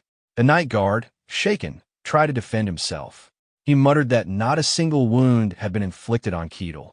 He recalled how he had seen Ketel's armor completely destroyed earlier, and by its state, it would not have been strange if Ketel had died in that battle. Yet now, aside from a few torn clothes, Ketel's body was entirely unharmed. The knight's mind raced as he wondered if the barbarian had deliberately shown restraint. Master Cain confirmed his suspicion. He explained that Ketel was no mere barbarian, but someone capable of controlling his strength with incredible precision. The knight could only respond weakly, stunned by the realization. Cain continued, pointing out that this very restraint meant Ketel far surpassed the level of an ordinary knight, reaching at least the level of a superhuman. Both Luke Barkin and the knight stiffened at his words, disturbed by the thought of such power. Luke hesitated, then cautiously asked Master Cain how Ketel compared to him. Cain's reply carried an air of confidence. While Ketel may be strong, he himself was a sword master. Even if Ketel wielded superhuman strength, he declared, he could not reach the level of a sword master. Luke accepted his words, though he remained unsettled. Cain then thought aloud, noting that Ketel had not used aura during the fight, yet he still displayed overwhelming power. Such a feat was impossible through ordinary means. He wondered if this was the true power of a barbarian from the White Snowfield. Luke's thoughts echoed his conclusion. At first, he had doubted Ketel's origins, but now he began to accept it. Ketel truly seemed to have come from the legendary Snowfield. Cain silently reflected as well. A barbarian of the Snowfield, a human who had endured and emerged from that unforgiving white wasteland, was now standing before them. Master Cain's thoughts lingered on Ketel. He questioned within himself whether Ketel was truly human, or perhaps something else entirely, maybe even a heteromorph. But he quickly dismissed the idea. If Ketel were a heteromorph, he reasoned, he would not have shown any restraint or consideration toward humans. He admitted to himself that it must have been his own misjudgment. Still, the fact that Ketel came from the White Snowfield weighed heavily on him. Why from there and why now? The timing troubled him. Luke Barkin noticed Cain's moment of silence and asked if something was wrong. Cain replied that it was nothing urgent, only a matter for later. He mentioned the Emperor as well, hinting that such matters often arose from the Emperor's strange requests. With a sigh, Cain told Luke that it was not something to concern himself with at the present. Luke, unsettled but respectful, acknowledged his words. Shifting the subject, Cain asked if the barbarian was still within the territory. Luke confirmed that Ketel had said he would remain, so he believed he was still there. Cain, after a pause, remarked that he should confirm it for himself. The next day, someone stood speaking in front of the kingdom, asking Ketel what he planned to do now.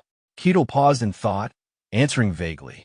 At that moment, the guard's captain stepped forward, handing him a pouch of gold coins. He explained that it was the reward for the duel, a gift directly from Lord Luke Barkin. He also added that from this point onward, he would no longer interfere with Keitel's activities in the territory. Keitel admitted he hadn't decided on anything specific yet, but he mentioned it would be convenient to have an officially recognized identity. Without one, every time he entered a new territory, especially when it came to dungeon entry, it could become troublesome. The captain considered his words carefully and explained that there were two main paths. One way was to have someone of high status sponsor him, vouching for his identity. The other option was to become a mercenary. Curious, Keitel asked about the second option.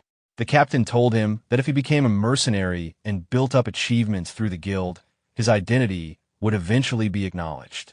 Privately, the captain thought to himself that mercenaries without enough achievements were treated as little more than errand boys, and with strength like Keitel's, a sponsor would normally be the most fitting path.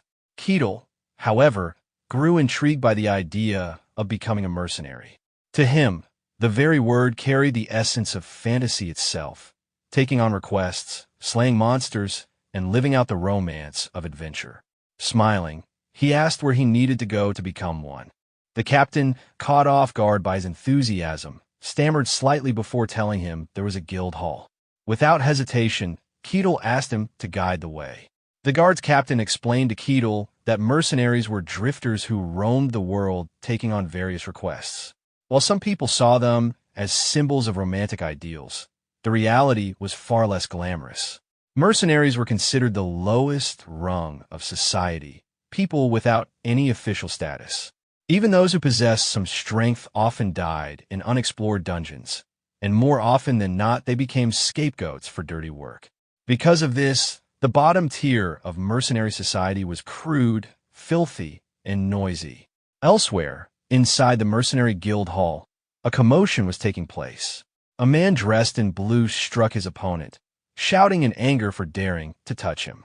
His opponent collapsed to the ground in pain, but despite that, he shouted back with equal rage, challenging him further. The man in blue screamed back, daring him to come at him again. Around them, the other mercenaries fueled the fight, placing bets on who would win, treating the chaos like entertainment. At the receptionist's desk, a woman with pink hair asked Rosa, the guild's receptionist, how the new recruits were. Rosa sighed, clearly disappointed, saying they were hopeless and nothing but oddballs. She explained that among the newcomers were a self-proclaimed holy knight, a thief, and even a nun. Although the nun herself seemed fine, no one trusted her because of the god she worshipped. The pink-haired woman reacted with pity, calling it a shame, but Rosa could only think to herself how no decent people ever seemed to show up, and how the mercenaries around her constantly picked fights. Deep down, she wished a handsome prince on a white horse would someday appear and free her from her post at the reception desk. At that moment, Rosa noticed someone approaching. She was shaken to see who it was, Keitel entering the guild hall. The mercenaries inside the hall immediately reacted in shock, whispering among themselves about a barbarian walking in. Keitel calmly looked around and then approached Rosa, telling her that he had come because he wanted to become a mercenary. Rosa, nervous at his presence, asked for his purpose in becoming one. Keitel explained that there were various reasons, but most importantly, he had heard that by working as a mercenary, he could gain official status. Rosa confirmed that this was true, but told him that recognition required significant achievements. She asked if that would be acceptable, to which Keitel agreed without hesitation. Rosa then began his registration, informing him that it required 5 silver coins, as well as his name and age. Keitel introduced himself as Keitel, but admitted that he wasn't sure about his age. Rosa noted something approximate and completed the process, handing him a mercenary badge. She explained that the badge symbolized his new status and that he must never lose it. Keitel looked at the badge and firmly accepted it, then immediately asked about available requests, eager to begin at once. Rosa, still nervous, showed him a note listing the available requests for his rank. As an F-rank mercenary, Keitel found the tasks limited to menial jobs such as herb gathering, basement cleaning, sewer cleanup, street cleaning, and night patrol. Shocked at the simplicity of the list, Keatle wondered if that was truly all there was. Rosa explained carefully that since he was only F rank, these were the only requests he could take for now. In her mind, she worried about how a barbarian, known for their pride, might react to such degrading work. She even considered whether she should call for help if he lashed out. Instead, she explained further that by completing these simple tasks and gradually building a record, he would eventually become eligible for more difficult requests. Keatle accepted this calmly, choosing one of the tasks without complaint. Rosa looked stunned when Keatle accepted the simple request without hesitation. She asked if he was truly certain, but Keatle calmly explained that it was just work that needed to be done, so there was no problem. Seeing his composed response, Rosa could only acknowledge it quietly. Keatle then asked her where the herbs could be found. Rosa handed him a paper with a simple drawing of the plants and explained that they were located outside the village. Keatle smiled as he took the paper, assuring her he would return shortly. Rosa, watching him leave so casually, was left wondering to herself why he seemed so unervingly calm. Outside the guild, Rosa and the pink-haired woman both remained uneasy after his departure. Meanwhile, Keatle compared the paper to the plants he found, carefully studying them. He thought about how unusual the herbs looked and questioned whether they were meant for treating wounds. Preparing himself, he removed his upper clothing and considered it his protection from the sun, ready to begin his first mission as a mercenary. An hour later, Keatle returned to the guild hall with his harvest. Rosa was visibly shocked by what he brought back. Keatle asked her if the amount he had gathered would be sufficient. She was stunned, realizing he had collected far more than expected.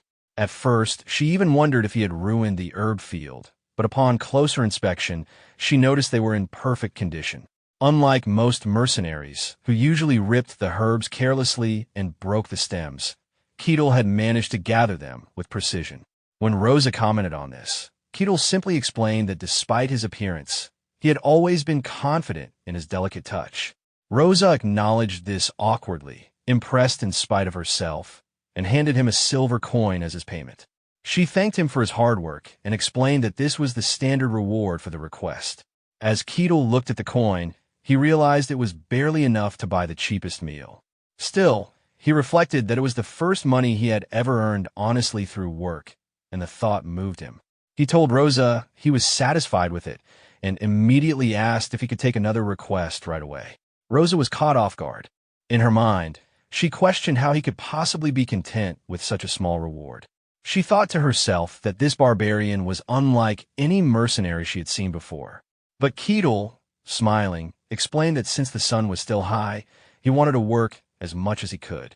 Watching him speak with such genuine happiness, Rosa couldn't understand why he seemed so content.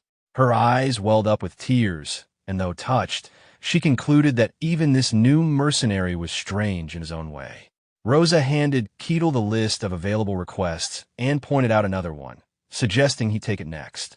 Keatle accepted with a smile, thinking to himself that after the herb gathering, this would already be his third cleaning task. Watching him, Rosa couldn't help but wonder if barbarians might actually enjoy cleaning. Despite her uncertainty, she formally asked for his help with the task. Keatle then set off to the designated location, where an elderly woman was waiting. He explained that he had come to clean the warehouse. At first, the old woman seemed startled, questioning whether he was truly the one assigned to the job. When he confirmed, she nervously admitted that she was indeed the owner of the warehouse, all the while thinking in shock about the idea of a barbarian being tasked with such work. For Keatle, however, the task was straightforward. Cleaning the warehouse posed no challenge, and moving the items inside was simple with his strength. His next request took him to the streets, where he picked up a broom and began sweeping. Controlling his power at first was tricky, but he adjusted quickly and managed to complete the task without causing any damage. From a distance, someone was observing him through binoculars. This figure was puzzled, questioning why someone with such obvious strength would waste time on menial chores. In his mind, he reasoned that Keatle was clearly at least superhuman, with enough power to influence an entire kingdom if he wished. By simply revealing his abilities, he could have been welcomed and celebrated anywhere.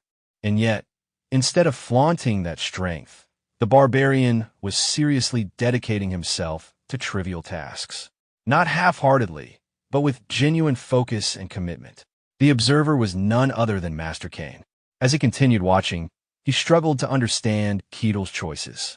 In his thoughts, he wondered why Keitel found fulfillment in such simple work, unable to comprehend what drove him to act this way.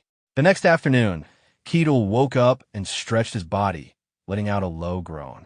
As he set one foot down from the bed, his eyes caught sight of the small bag of coins, making him pause for a moment in thought. Later, he went to see Rosa and opened the bag in front of her. She acknowledged his effort, telling him that he had done well on his first day as a mercenary. For completing 15 requests, his reward amounted to 15 silver coins. Keitel accepted it with a smile, thanking her before mentioning that he would return the following day, ready to begin what he considered his second day of civilized life.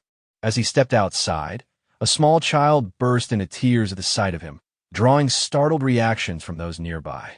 While others looked shaken, Keitel's attention shifted toward a building he noticed, what appeared to be a library. Curious, he walked inside. The attendant greeted him, but froze in fear as Keitel asked if he could read some books. Without waiting for more hesitation, he picked one up and began reading, while the attendant stood nervously, still shaken by his presence. Unbeknownst to Keitel, Master Kane was watching from the shadows, sensing his presence clearly even without seeing him directly. He was struck with disbelief at what he witnessed. The so-called savage barbarian was calmly reading a book. Kane questioned whether snowfield barbarians were more refined than others, or if Keitel himself was an unusual exception. After some time, Keitel closed the book, and his thoughts wandered back to past memories. He recalled Melina, who had once come to the snowfield years ago. She had said she was traveling to a kingdom at war with the Empire to sell weapons. Looking at the records now, Keitel realized that the Empire had been the victor in that conflict. Its current power was overwhelming, strong enough to reduce the Barcan kingdom to little more than a vassal state. The Empire had already consumed half of the human world and continued its relentless expansion, as though intent on swallowing the world entirely. While continuing his reading, Keitel reflected that the Empire's hunger for power seemed no different than seeking world domination. Yet, he brushed aside those human affairs for the moment. What truly interested him now was knowledge of the non-human races. He picked up another book, one that compiled records of non-human beings. As he went through its pages, he realized the fantastical entries written there were not myths but realities of this world. It spoke of the dwarven cave, Gulmantamia, described as the richest cavern in existence, overflowing with rare minerals, as if they were worthless debris. There was the fairy village, Pisarapia, and the aerial city of the Celestials, Legemeria, floating high above.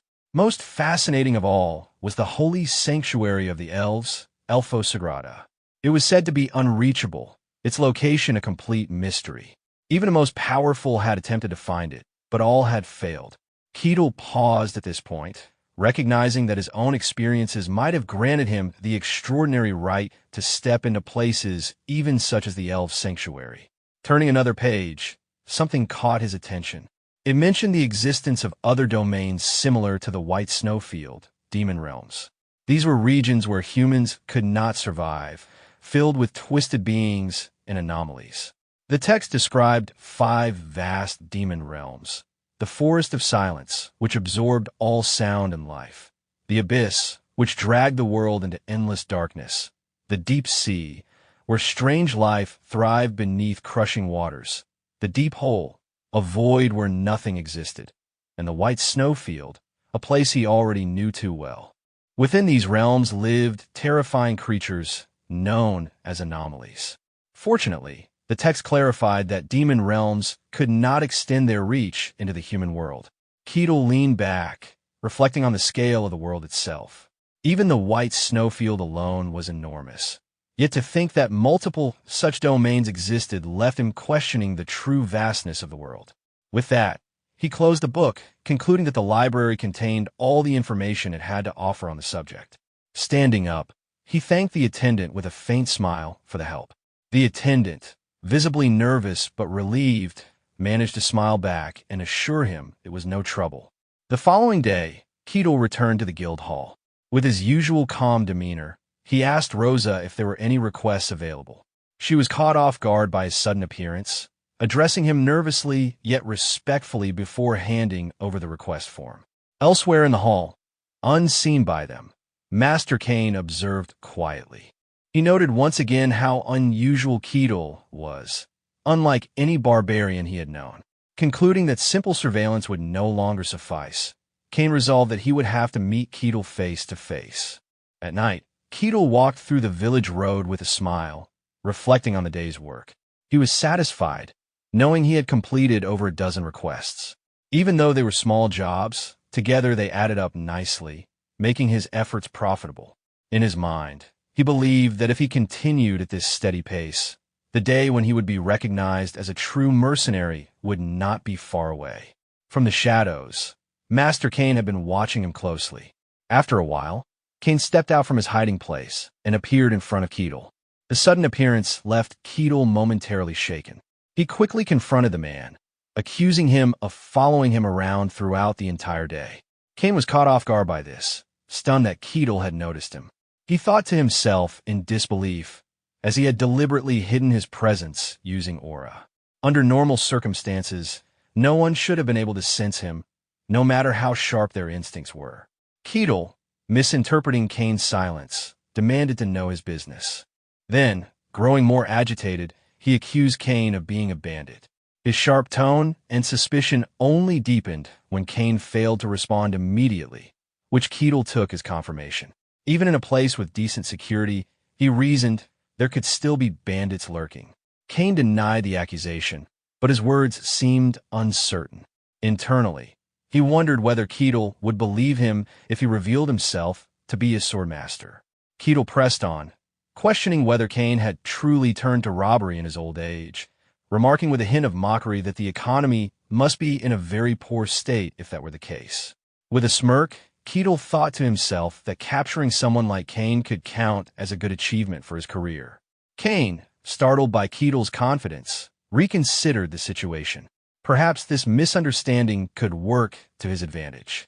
If Keatle truly believed he was facing a bandit, then confronting him directly might be the best way to gauge his strength and uncover his identity. In an instant, Keatle appeared right in front of Kane, moving as if he had vanished and reappeared. Kane was shaken, realizing he had lost sight of him for a brief moment. His shock deepened when Keatle suddenly reached out his hand toward him, aiming directly for the back of his neck.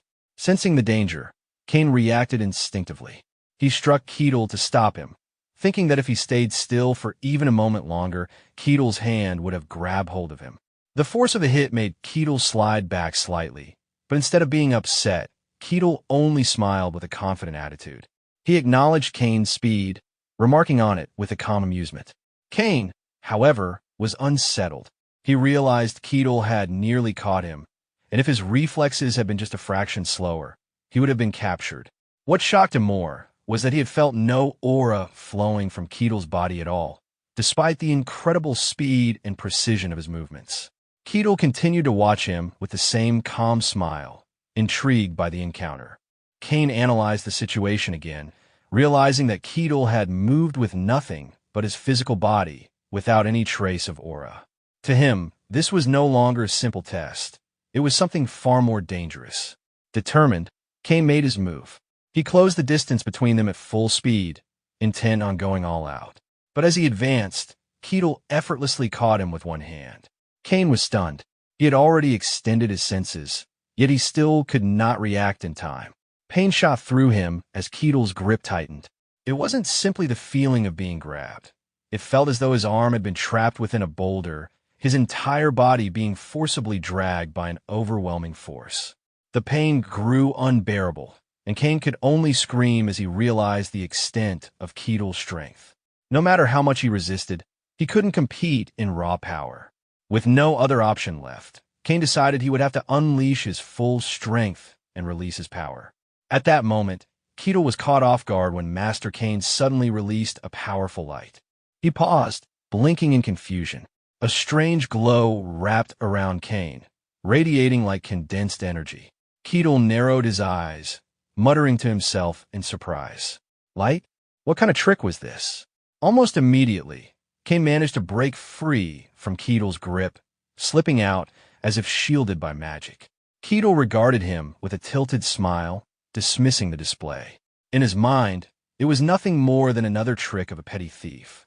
Bandits these days seem to have all sorts of unusual techniques hidden up their sleeves. But Kane's thoughts were filled with frustration.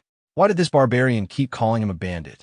The energy surrounding him wasn't some cheap trick. It was the materialization of mana itself. Only those who had reached the pinnacle of elite warriors could perform it. The idea that someone of his stature would stoop to robbery was absurd. Yet Keatle seemed absolutely convinced. Still, Kane couldn't deny the unease building inside him. Materialized mana was powerful enough to slice through hardened steel without effort. A mere human body should have been torn apart the moment it touched it. But Keatle? He stood there completely unscathed, not even a single scratch on his skin. The realization shook him to his core. Just what was this body made of? How could anyone withstand such a force with bare flesh alone? Keatle's expression shifted to one of calm confidence as he looked at Kane. Whatever strange technique his opponent was using, it didn't matter. He decided it was time to put an end to this encounter. Kane instinctively reached for his sword, ready to unleash his full power. But before he could even draw it, Keatle moved in front of him in an instant, treating the weapon like a mere toy. Kane froze, utterly shaken by how easily Keatle had dismissed his swordplay. Grinding his teeth in anger, Kane forced himself to try again, desperately attempting to draw his blade.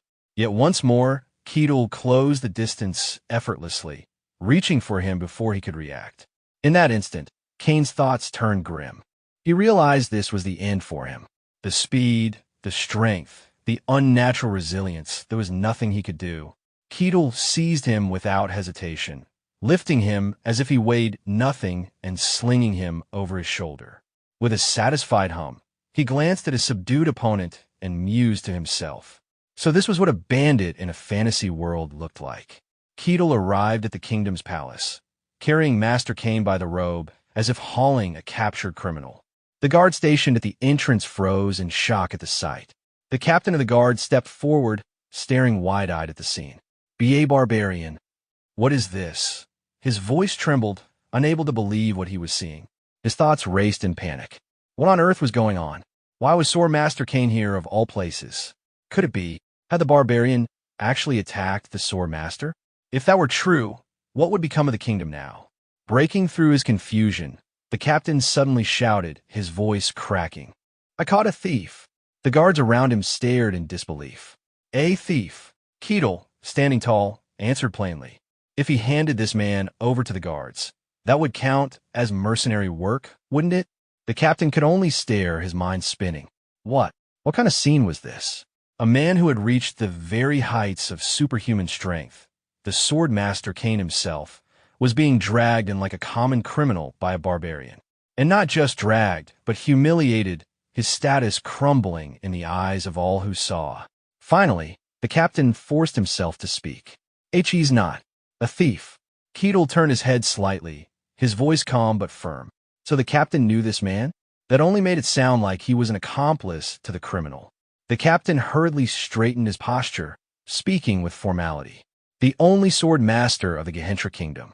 I greet you, Sword Master Kane." Keatle froze for a moment, his expression tightening. Sword Master, a title filled with weight and grandeur. And yet, the man had attacked him like a thief. "That's impossible," Keatle stated coldly. "He is a thief. He attacked me for my silver coins." But the captain shook his head, his voice steady. "No, he really is the Sword Master. There's no way I mistake that face." Keatle's eyes narrowed. "Unless it's a sorcerer disguising his face." The captain quickly countered. "But if he's that high level of a mage, then he'd already be respected like a sword master anyway." Keatle looked at the guard's captain with suspicion, questioning if Sword Master was nothing more than a nickname used by thieves. The captain stared at him in disbelief, demanding what on earth he was even saying. Keatle pressed the question again, asking if the man was truly a sword master, and the captain confirmed it without hesitation. The captain then turned serious, saying he would report the matter to the Lord immediately. When Luke Barkin heard the report, he was visibly shaken. He could barely believe the words. Lord Kane, the sword master, had been defeated. Realizing the misunderstanding, Keatle turned to Kane and offered an apology, admitting that he should have listened to the full story before acting. Kane, however, accepted part of the blame himself, saying it was also his fault for not speaking up. Meanwhile, Luke Barkin's thoughts churned with unease. The situation was beyond anything he had anticipated. He had expected that Lord Kane might seek out the Barbarian for a duel, but never had he imagined that Kane would lose. The reality was undeniable. Kane had been defeated, which meant the Barbarian was stronger than a swordmaster. Luke Barkin reflected on the fact that while Kane had only recently attained the title and was likely at the lowest level among the superhuman class, he was still a swordmaster, an individual who bore one of the most prestigious titles in existence, a true master of the sword. For a barbarian to overcome such a figure, it could only mean that this man was entirely beyond control. The thought gave him a headache.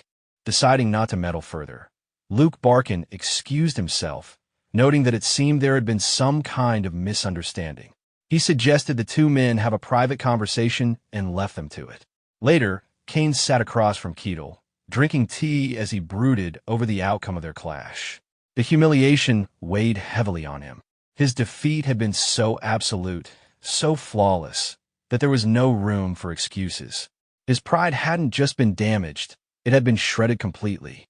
Setting down his cup, Kane finally spoke, properly introducing himself as Kane, the swordmaster. Keatle, still not entirely grasping the weight of the title, asked if Kane's last name was truly swordmaster. Kane shook his head and clarified that once one ascended to the realm of swordmaster, a surname no longer held any meaning. Keatle questioned Master Kane about whether the technique he had shown earlier truly belonged to a swordmaster. Kane confirmed by demonstrating his power again, causing Keatle to be visibly shaken. He realized that what he had dismissed as a mere thief's technique was in fact something far more fascinating when he learned it was a swordmaster skill. Kane explained that this was the manifestation of the mystic, also called aura. Keatle, curious, asked if it could be learned, to which Kane explained that it required controlling the mystic and manifesting it. Keatle compared it to mana, and Kane clarified that mystic energy itself was the source. When used as aura, it belonged to swordsmen, and when used as mana, it belonged to mages. Realizing both mages and swordsmen could use mystic, Keatle eagerly asked Kane to teach him the technique. Kane was shaken by the request, questioning why someone stronger than him would seek his guidance. Keatle admitted that while he had strength, he lacked knowledge of mystic or swordsmanship, relying only on raw power. This surprised Kane, who reflected on his own pride as a swordmaster, acknowledging that he had been defeated without even drawing his sword. Determined to restore his pride, Kane decided to teach Keatle the way of the sword, believing it would allow him to show the true greatness of swordsmanship.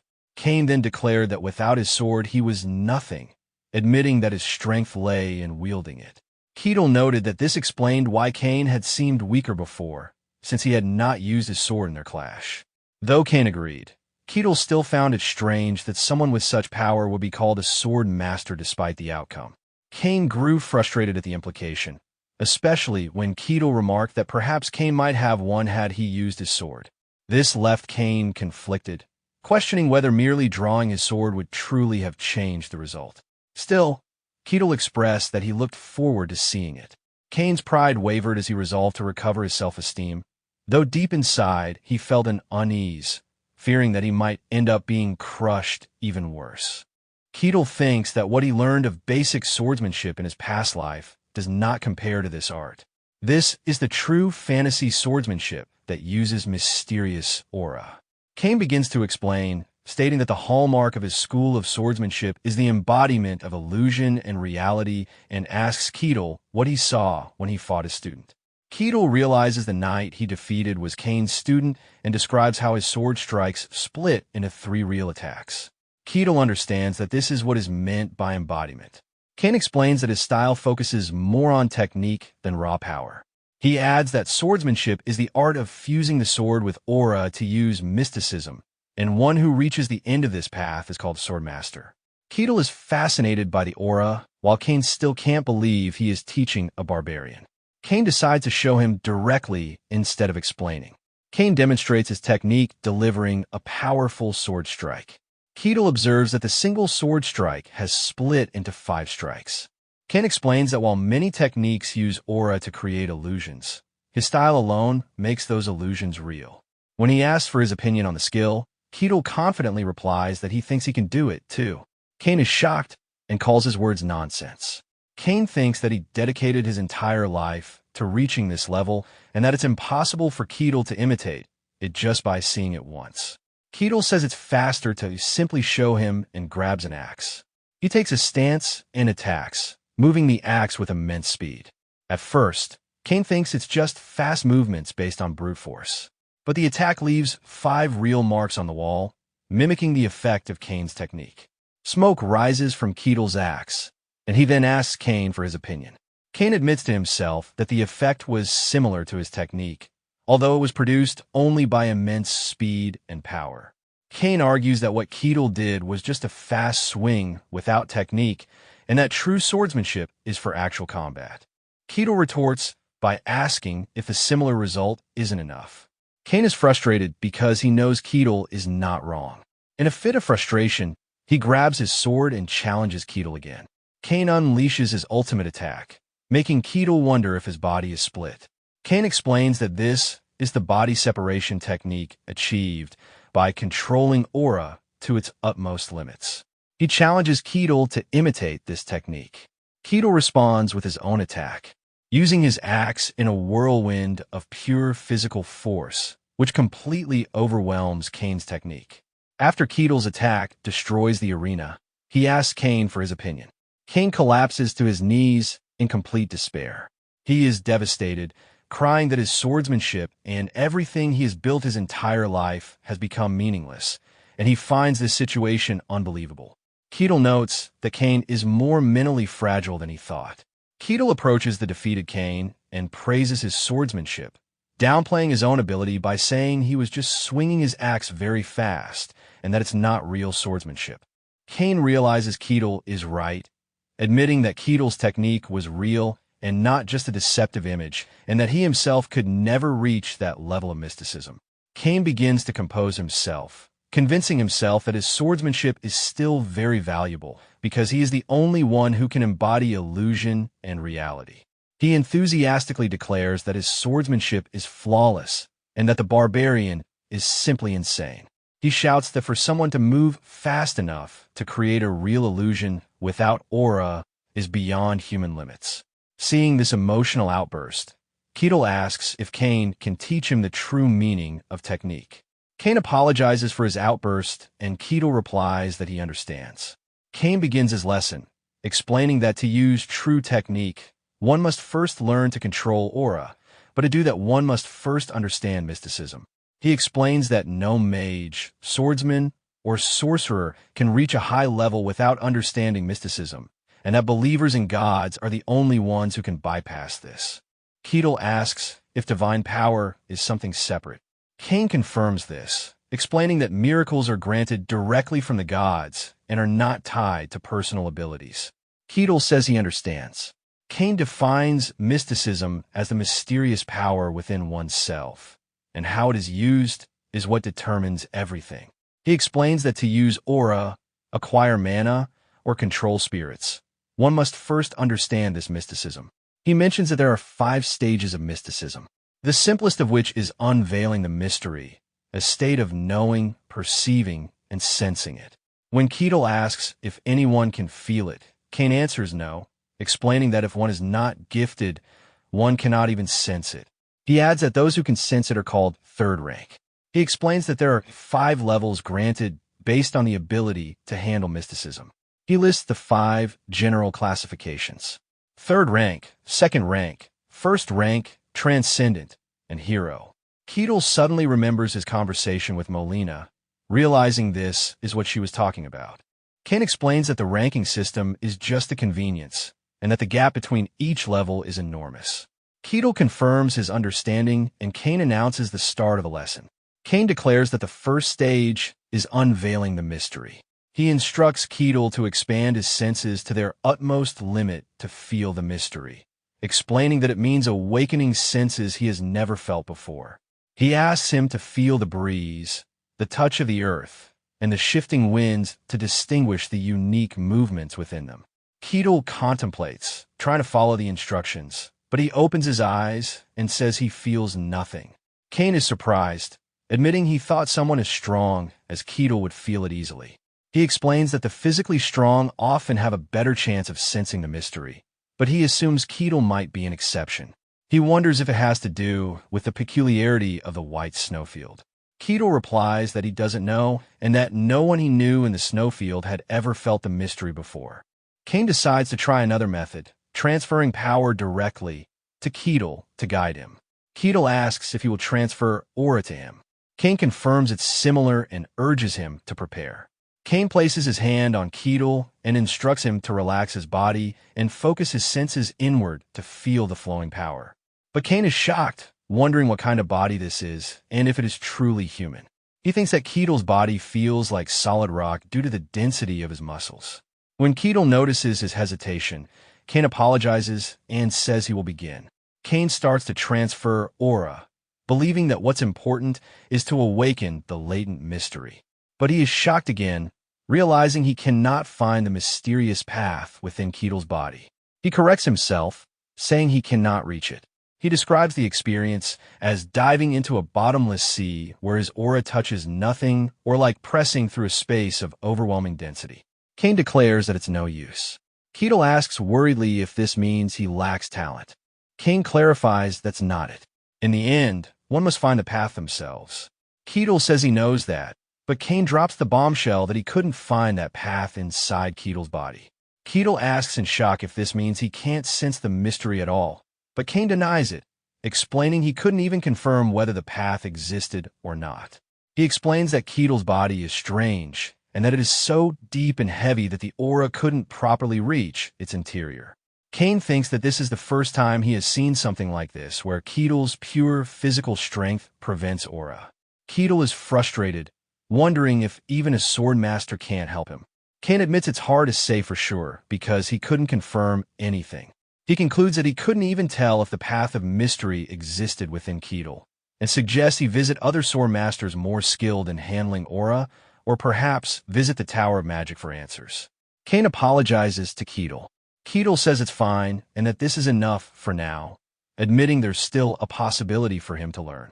He thanks him, saying he learned a lot from this encounter. Cain thinks that every barbarian he has met so far has been wild, plundering nonstop and desiring only drink and violence. But this barbarian is different. Cain asks Keatle if he has ever considered settling down in this kingdom. When Keatle inquires about the meaning, Cain explains that he means declaring loyalty to the kingdom and receiving a title. He adds that with Keatle's strength, he would receive a high rank, and that Cain himself would be a sponsor. Keatle immediately refuses, declaring he doesn't want to be tied down by anything. Cain had hoped in his heart that if he could bring this barbarian to the royal palace, perhaps they could break free from the empire's dominance.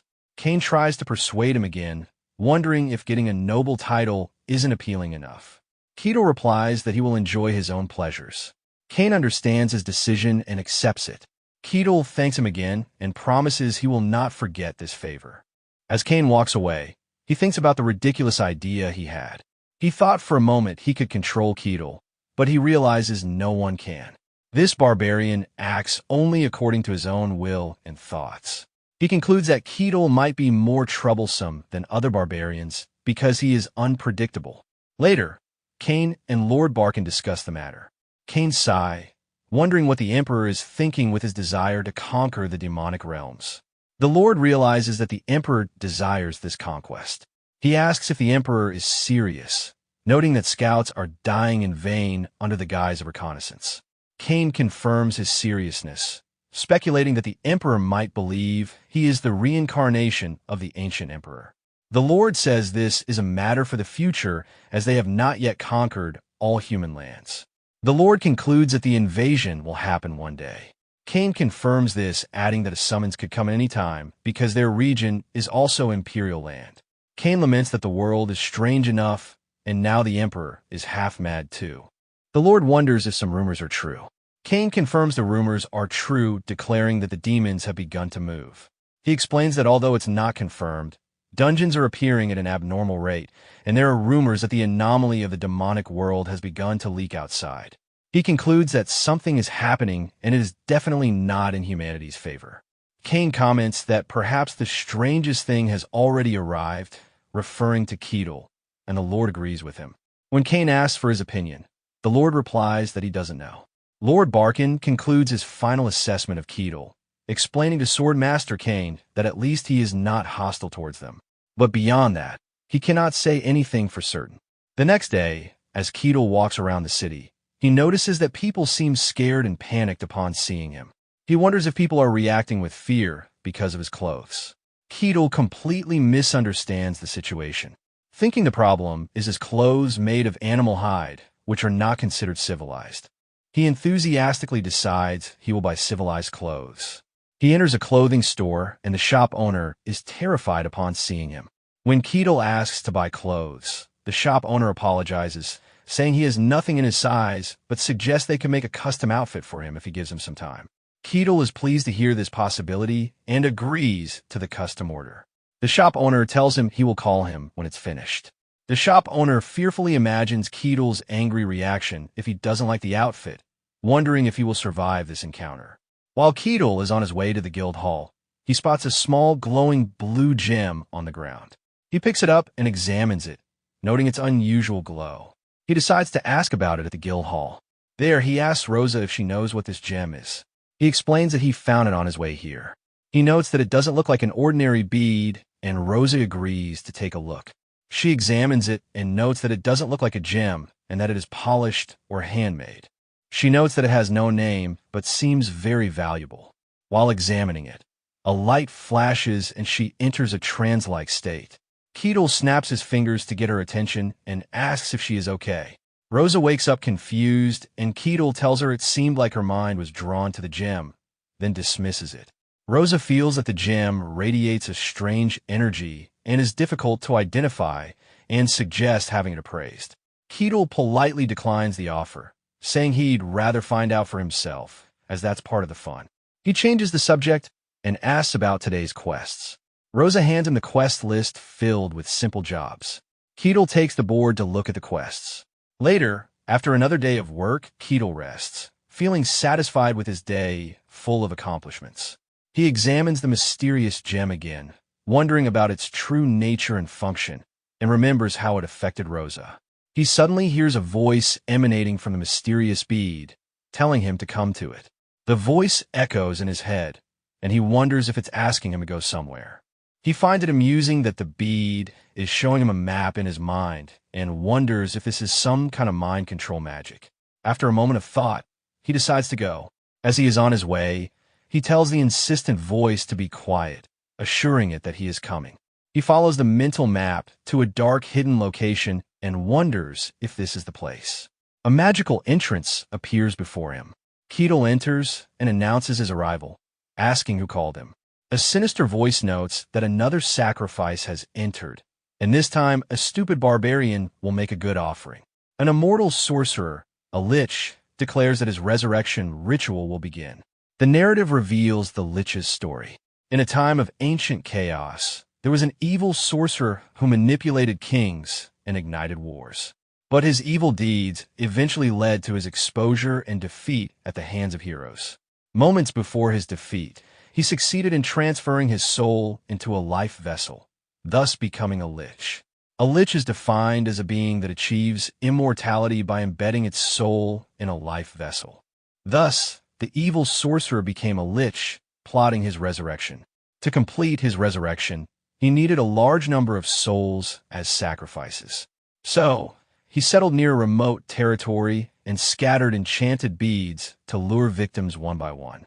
The lich thinks that his plan was proceeding successfully, but he is puzzled by the presence of a barbarian here as he chose a remote land to avoid attracting attention. He finds his presence unusual. The Lich concludes that Ketel's large size will make him an excellent sacrifice. The Lich explains his trap. He enchanted the beads to only attract those who are ignorant of mysticism. Therefore, he assumes Ketel is just an ordinary barbarian ignorant of mysticism, and that his lack of being affected by the magic is just an illusion. The Lich addresses Ketel, asking him to become the cornerstone of his glorious resurrection. The scene returns to Ketel arriving at huge, ominous doors. When he enters, he finds the Lich sitting on a throne. Ketel is overjoyed, realizing he is seeing a real Lich, one of the classic villains of fantasy worlds. The Lich is surprised and asks Ketel how he was not affected by the bead's magic. Upon seeing the remains of other victims, Ketel understands this is how the Lich was luring people. The Lich is confused because he cannot sense any mysticism from Ketel and concludes he is just an ordinary barbarian. He assumes Ketel must be carrying a high-quality mental defense artifact. Ketel denies having such a thing. The Lich doesn't believe him, saying he would have passed by peacefully if he had been affected by the magic. The Lich decides he will have to crush by force and summons his skeleton minions. Ketel realizes he is in a dungeon where an evil Lich is hiding and understands the general situation. With a powerful blow, he shatters a skeleton, commenting that it's weaker than he expected. The Lich gets angry and threatens to tear off his limbs, summoning more skeletons. The Lich orders them to eliminate him, but Ketel pounces on them in the blink of an eye and easily destroys them all. The Lich is shocked. Ketel confirms to himself that Kaizen's advice was correct. A skeleton dies if its head is destroyed. He expresses disappointment as he was expecting the Lich to control Death Knights, not just skeletons. Angrily, the Lich prepares a stronger attack, declaring he will no longer hold back. Using his energy, he summons a new servant.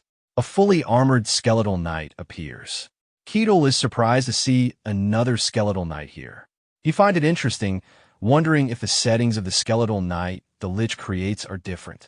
The Lich orders the knight to attack. Ketel prepares to face the skeletal knight created by the Lich. He blocks the knight's attack with his arm and launches a counterattack that shatters the knight's armor and shield. Ketel comments that this knight is indeed sturdier. The Lich orders his knight to release all its mana. The knight is surrounded by a powerful aura of energy and unleashes its full power. Ketel receives the attack. He thinks that the skeletal knight created by the Lich is a bit unusual. He then completely shatters it with a single punch. Ketel stomps on its remains and asks, "Is that all?" The Lich asks in complete shock, "What are you?" When Ketel takes a step back, the Lich interprets it as fear and tells him to be afraid. He threatens that he will pay the price for invading his sanctuary. Ketel replies in confusion, explaining that he only came because the gems summoned him, and asks the Lich if he wasn't the one who scattered those gems in the first place, leaving the Lich shocked and silent. The Lich realizes the bitter truth that everyone who came here, including the Barbarian, was lured by the gems he had scattered. The Lich, whose full name is revealed to be Cardos Paresis, yells at Ketel to be silent, boasting of his past as a great sorcerer who destroyed 5 kingdoms and faced heroes. Ketel mentally compares the Lich's long name to the Elf Queen's, wondering if long names are in vogue in this world. The Lich ignores this and orders him to become the cornerstone of his resurrection. The Lich casts a powerful spell. Ketel recognizes it as a spell to manipulate human emotions.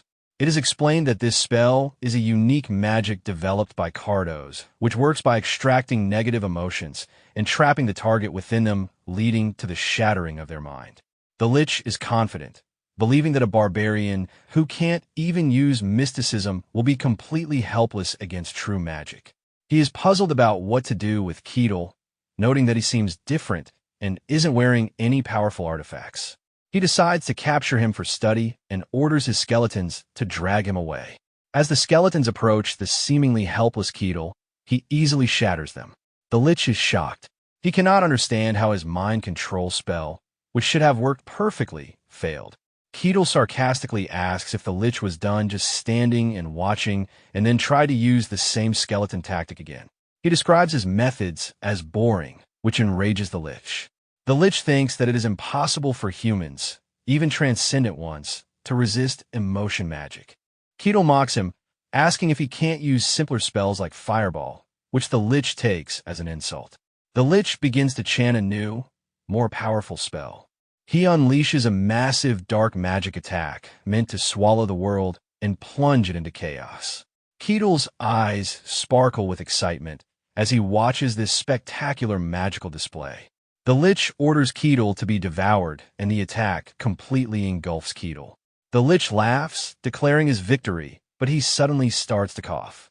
He collapses, having exhausted all his magical energy, but confident that this final spell was enough. Ketel emerges from the dust, commenting that the attack was impressive. The Lich is completely shocked. Ketel stands before him completely unharmed and asks, "But is that all?" The Lich cannot believe that even this attack didn't work. He thinks that he used his most powerful mind control spell, which should have shattered the mind of a legendary hero. He asks in despair, "Then what are you?" Component placement, to which Ketel replies that although the attack was flashy, he didn't feel much from it. Ketel tells the Lich that if this is all he has, it's his turn now. The Lich is shocked, realizing that Ketel came here, knowing his identity. The Lich laughs insanely, assuming Ketel is an agent of the Empire, and praises their intelligence network for tracking him down so quickly. He vows that he will rise again and will rule the world once more. The Lich thinks that Ketel must be a product of the human farm heard about in the Empire, a place for breeding specialized talents. He concludes that he is an assassin specially trained to kill him. Despite this, he screams defiantly that he will kill Ketel and overthrow the Empire. Ketel is completely bewildered, wondering if the Lich is insane. In a final desperate attempt, the Lich casts a spell and screams, demanding Ketel's body. He tries to possess Ketel's body by entering his mind. The narrative explains that this action will leave him trapped in this body for the rest of his life, unless he becomes a Lich again. The Lich declares that Ketel's body is now his. But inside Ketel's mental world, the Lich is shocked and confused. He wonders if this is the Barbarian's inner world, as he has never seen anything like it before, and realizes that just being in this place is enough to corrupt and shatter the mind. The Lich screams that this is not the work of the Empire. His mind begins to collapse. Outside, Ketel stands in complete confusion. He thinks that the Lich was muttering some words, and then suddenly collapsed. He is disappointed. While the Lich's dark aura was impressive, that was all there was to it, and he was looking forward to seeing his magic. He concludes that Liches in this world are not that strong. Ketel decides to take the rewards, noticing the Lich's staff, which was glowing. He picks up the staff, wondering if it helps in casting spells, and if he would be able to use magic if he kept it. He decides to keep this discovery a secret. He then spots a vase and wonders if it is the Lich's life vessel. He decides to take it to Rosa for appraisal, but he feels that something is still missing. He notices something strange in front of him that looks like a gate. Wondering if there is a hidden room, he presses a mechanism on the throne, and a voice responds, "Correct answer." A secret passage opens, revealing the hidden sacrifice room of the Lich Cardo's Paresis. He wonders who the people inside are and where they came from. Ketel wonders what he should do with them, and for now decides to return to the territory. He believes that once he explains the situation, they will probably send someone to take care of it. Upon returning to the mercenary guild, Rosa greets him, noting that he is back early today. Ketel confirms that something came up. He tells her it's about the gem he showed her the day before. Rosa thinks he is joking about finding a Lich, but Ketel asserts that he was not joking. Rosa is still skeptical, wondering why one of only 5 Liches in the world would appear in such a secluded place. To prove his point, Ketel presents her with a ceramic pot, saying he believes it's the Lich's life vessel, and asks her to appraise it. Rosa is shocked, realizing he wasn't joking. Ketel adds that there were a few people inside the Lich's hideout. He mentions that he thought about bringing them, but their souls had already departed, so he left them for now, expressing hope that the guild will send someone to handle the situation. Rosa starts connecting the dots, remembering the recent recurring disappearances in the territory, and realizes these people were likely the Lich's victims. She panics and says she will call someone immediately. A short while later, the guard captain arrives, shouting and asking about the Lich, and Ketel greets him calmly. Ketel reassures the captain that everything has been taken care of and that it was no big deal. When the captain asks for the Lich's identity and mentions the name Cardos Paresis, Keatle confirms the name sounds familiar. The captain immediately recognized the name, explaining that Cardos was a sorcerer who turned a world upside down 100 years ago, causing immense chaos with his emotion manipulating magic. He adds that he drove kings mad and brought down 5 kingdoms.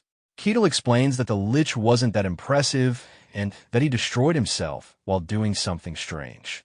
The captain finds it hard to believe that a legendary sorcerer like Cardos destroyed himself and asks Keatle for a clearer explanation.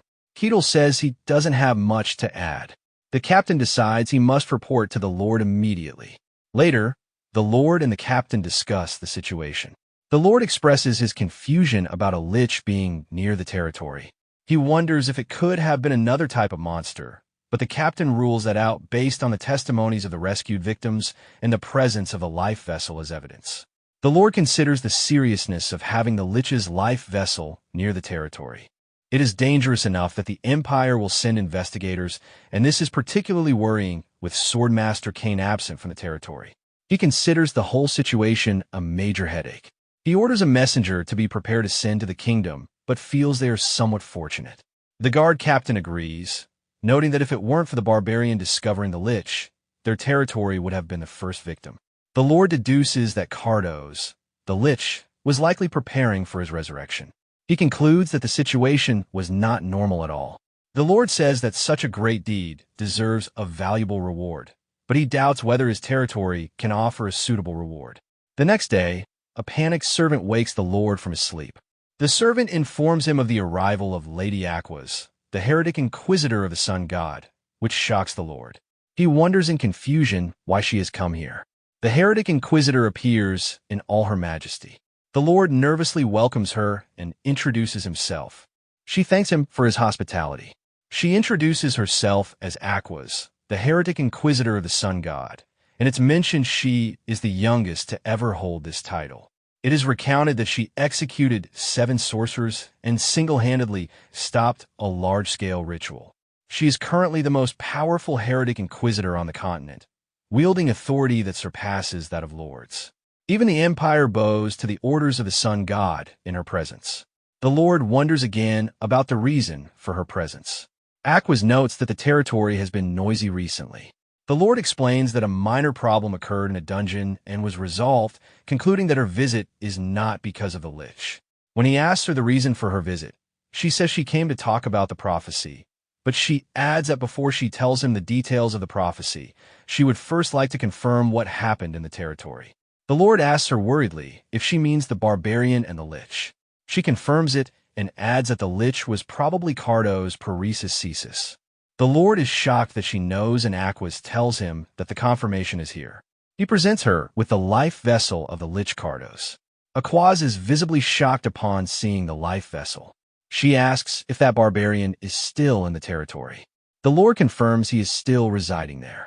Aquas wonders if it's possible that the Barbarian defeated Cardos. The Lord replies that it is possible. He then drops the final shocking piece of information that Lord Kane himself was defeated by him, leaving Aquas in a state of complete shock. Aquas deduces that a new powerful figure has appeared and asks about this Barbarian's tribe. Lord Barkin tells her that he claims to be from the White Snowfield, and Aquas is shocked, wondering how something from a demon realm could appear in the outside world. She thinks that this Barbarian might be the reason she came here. She requests to meet the Barbarian personally. Meanwhile, Cattle contemplates the Lich's staff, which he believes is a tool to support magic, and decides he will ask mages about it later. Then he realizes it's time for something. The guard captain arrives and informs him that the heretic inquisitor of the sun god has requested to meet him at the church. The captain asks him to show proper respect, and Cattle reassures him. Cattle meets the captain in front of the church, who seems nervous. Then Cattle announces that they will set off. Cattle reflects on the existence of gods in this world, and how they sometimes bestow their power directly or descend themselves. He thinks that the church is a gathering place for those who serve the gods. Cattle is impressed by the beauty of the sun god's church. The captain tells him that someone will guide him inside and thanks him. Cattle enters the majestic church and is greeted by 3 priestesses dressed in white. One of them tells him that Lady Aquas has been waiting for him and will escort him to the room. Cattle meets Aquaz, the heretic inquisitor of the sun god. He introduces himself as Cattle the Barbarian and expresses his pleasure at meeting her. Aquaz notices his smile and wonders about its meaning. While Cattle thinks that she must be very skilled, Cattle asks for the reason he was summoned. Aquaz explains that it concerns what happened in the dungeon recently, specifically Cardos, the lich whom Cattle claims to have defeated. She adds that Cardos committed great evils throughout the world and that after becoming a lich, no one could stop him except a hero. Cattle confirms he has heard that, but insists that the Cardos he saw was just a self-destructing lich. He clarifies that he can only tell her what he saw. Aquaz suggests that she allow the sun god she serves to observe their conversation. She explains that if he lies in the presence of the god, a negative reaction will occur, and Cattle understands this to be a divine lie detector. Aquaz assumes that Cattle as a barbarian will refuse this proposal. But Cattle wonders why he would refuse, considering it a rare opportunity to experience a god's power directly, and he eagerly agrees to start immediately. Aquaz is astonished, wondering why he seems so excited. Aquaz asks if this proposal bothers Cattle. Cattle inquires about her meaning, and she clarifies that she means the fact that the god will be watching him. Cattle wonders why this would be bothersome, declaring that he has nothing to hide because he hasn't told a single lie. Aquaz agrees to proceed and begins to pray. She calls upon her god who watches from above and observes the sun in all its glory to reveal any lingering falsehoods. A brilliant light floods the area, and Cattle feels an immense presence that transcends human description. He realizes that this presence is curious about him. Aquaz is relieved that there is no negative reaction and begins the ritual. She declares that from now on within this pillar of light lying is forbidden. Cattle confirms his understanding. Under the direct observation of the sun god, the dialogue between Cattle and Inquisitor Aquaz began. Cattle explained the details of the dungeon clearing operation where he faced the lich. And as he spoke, the radiant divine power emitted no negative reaction, confirming that everything he said was the absolute truth. Inwardly, Aquaz concluded that the lich Cardos must have been in a severely weakened state while preparing for his resurrection ritual, and that Cattle was lucky the sorcerer was not at his full magical strength. Otherwise, this barbarian would not be standing before her.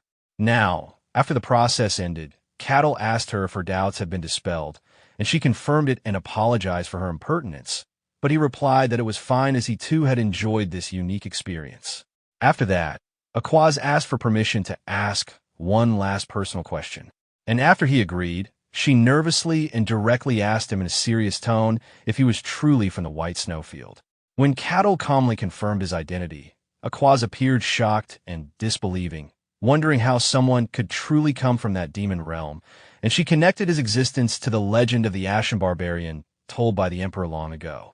With a sudden sharp gaze, her red eyes gleaming, she was surprised when Cattle expressed a desire to ask her a question in turn. Cattle asked Aquaz why she had come to this specific territory, and she replied that she had personal business. But Cattle countered with a piercing look, asking if her mission was primarily to ascertain whether he was an unclean being. Surprise struck Aquaz, who tried to deny it. But Cattle clarified that he meant the eye of God, cleverly pointing out that the god's personal presence to observe their conversation was a momentous event that far exceeded simple lie detection. Under the influence of the god's power that prevents falsehood, Aquaz had no choice but to admit the truth of his words. Cattle deduced from this that he had been her target from the beginning, which Aquaz denied, explaining that it was only upon arriving in the territory that she thought he might be the person mentioned in a prophecy. But the result of the divine observation proved otherwise. Aquaz apologized for hiding her true intentions, which Cattle accepted, finding the matter interesting in its own way. He then took the opportunity to ask her about the content of that prophecy. Aquaz hesitated, clutching the sun symbol hanging around her neck, explaining that this was a secret she usually only revealed to those she trusted, but she decided to speak. Aquaz began to narrate the details of the prophecy to Cattle, whose face showed signs of astonishment. After some time, Aquaz was lost in deep thought, standing by the large church window until the sound of someone's footsteps interrupted the moment, and she turned to see who it was. It was Lorbarkin. He noticed the worry on Aquaz's face. She told him that she had met someone, but this meeting had only made her thoughts more tangled. The Lord asked her who that person was. Aquaz confirmed with certainty that Cattle was indeed a barbarian from the White Snowfield. The Lord asked in astonishment if this is true, and she replied in the affirmative, adding that if this news were to spread, it would cause turmoil throughout the entire world. The Lord lamented that what he had hoped was just a rumor had turned out to be an undeniable truth.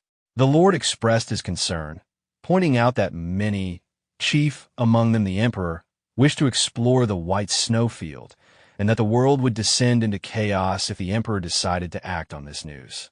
Aquaz reassured him that there is no need to worry about that, explaining that her organization will handle the Lich Cardos themselves and that they intend to keep the barbarians' existence a secret from the public, which greatly relieved the Lord. He then asked her if all barbarians from the White Snowfield are as strong as Cattle, to which she replied in the negative, reasoning that if they were all like him, they would have already left the snowfield and conquered the world. The Lord agreed with her, adding that the barbarians scattered across the world, despite their immense physical strength, are characterized by stupidity, which is a natural shortcoming in them. But he wondered with concern about the grave consequences if these physically dominant beings also acquired intelligence. Aquaz told him she had heard that Cattle possesses both strength and intelligence, and added that she also heard the current king of the barbarians is different from his predecessors. Aqua replied that she had met him once, and he was indeed different from ordinary barbarians. The Lord commented that a meeting between the two could be interesting, but Aquaz strongly rejected the idea. The Lord was surprised, and Aquaz continued, explaining that the relationship between barbarians and the followers of the gods is not good at all, and their growing power is not something to be taken lightly. The Lord changed the subject, asking about the content of the prophecy that necessitated a private meeting between her and Cattle. She explained that she needed to confirm something. When the Lord asked what that was, she replied that she wanted to know if Cattle was purely human or if he was another being pretending to be human. The Lord was shocked and asked her what exactly the prophecy said. Aquaz stood before the large window, preparing to reveal its contents. When she did, the Lord appeared completely stunned, muttering words of disbelief. Later, the Lord summoned Cattle again. Cattle told him that thanks to his guidance, his affairs were going well in the territory, and then asked why he had been summoned. The Lord explained that he had something to tell him as the ruler of the territory. Although Cattle showed disinterest, the Lord continued, announcing that he had prepared a reward for Cattle in appreciation for saving the territory. The Lord ordered the reward to be brought in, and surprise showed on Cattle's face. When one of the guards placed the reward before him, it was a small leather pouch. Lord Barkin explained that this was no ordinary pouch and asked him to inspect it himself. Cattle held the pouch, guessing at its special nature, and the Lord encouraged him to check what was inside, revealing that it was an artifact of the bag type. He explained that it could store many items, as much as its size allowed, and that the internal space was roughly equivalent to the size of the reception hall they were sitting in. Cattle was amazed, realizing that this was the first time he had seen a real artifact, a tool made by magic. The Lord added that he could put whatever items he wanted inside, even if they were larger than the pouch's opening. Cattle enthusiastically decided to test it immediately with his large axe. As he held his axe over the small opening, doubting it could possibly fit, the axe was completely pulled into the pouch in a flash, much to his astonishment. The Lord explained that to retrieve any item, Cattle just had to reach his hand inside and imagine that item. Cattle followed the instructions and successfully pulled out his axe again, expressing how amazing it was. The Lord told him this was his gift for saving the territory and hoped he liked it, to which Cattle enthusiastically replied that he loved it and would definitely make good use of it. The Lord was pleased with Cattle's reaction and considered the matter concluded, but he thought to himself that the matter of the prophecy still remained, wondering what was happening in his remote territory. He recalled the Swordmaster's words when he had told him that things from the demon realms were starting to appear and spread in the world, and realized that something significant was happening. The Lord connected this to the prophecy. He remembered when Aquaz told him its content, that a great evil would descend upon this very territory, and from it spread throughout the world. It turned out that in the Barkin territory, which is connected by a network of villages, communication with one of the villages was suddenly lost. At first, the matter was not given much attention, but when people from a neighboring village were sent to investigate, they never returned. After that, the Lord sent his official guards, but they too disappeared. Only then did the Lord realize that something dangerous was happening. Later, at the mercenary guild, Cattle asked Rosa about today's quests. She informed him of an urgent request from the Lord. Cattle inquired about the nature of the request, and she explained that the mission was to investigate the village that had lost contact. All he had to do was go there and confirm the situation, noting that the pay was very high for a seemingly simple task. Cattle liked the mission and decided to accept it immediately. Rosa smiled and remarked that this was to be expected. At the gathering place for the mission's mercenaries, the priestess Hayes was surprised to see Cattle and called his name in astonishment. Cattle appeared wearing his new custom-made clothes, and Hayes immediately noticed the difference. He explained that his old clothes from the snowfields had worn out and that he had requested this new design himself. He commented that the design was unique and impressive. She asked if he had accepted this mission as well, and he confirmed it, adding that he couldn't refuse such an interesting job. Hayes thought to herself how unusual he truly was. Cattle then inquired why she was alone and if her other two companions, Alexandro and Cass-san, were not participating in the mission. Hayes guessed that they had probably refused the mission. Glancing at the small crowd around him, Cattle noticed that the number of participants was smaller than he had expected.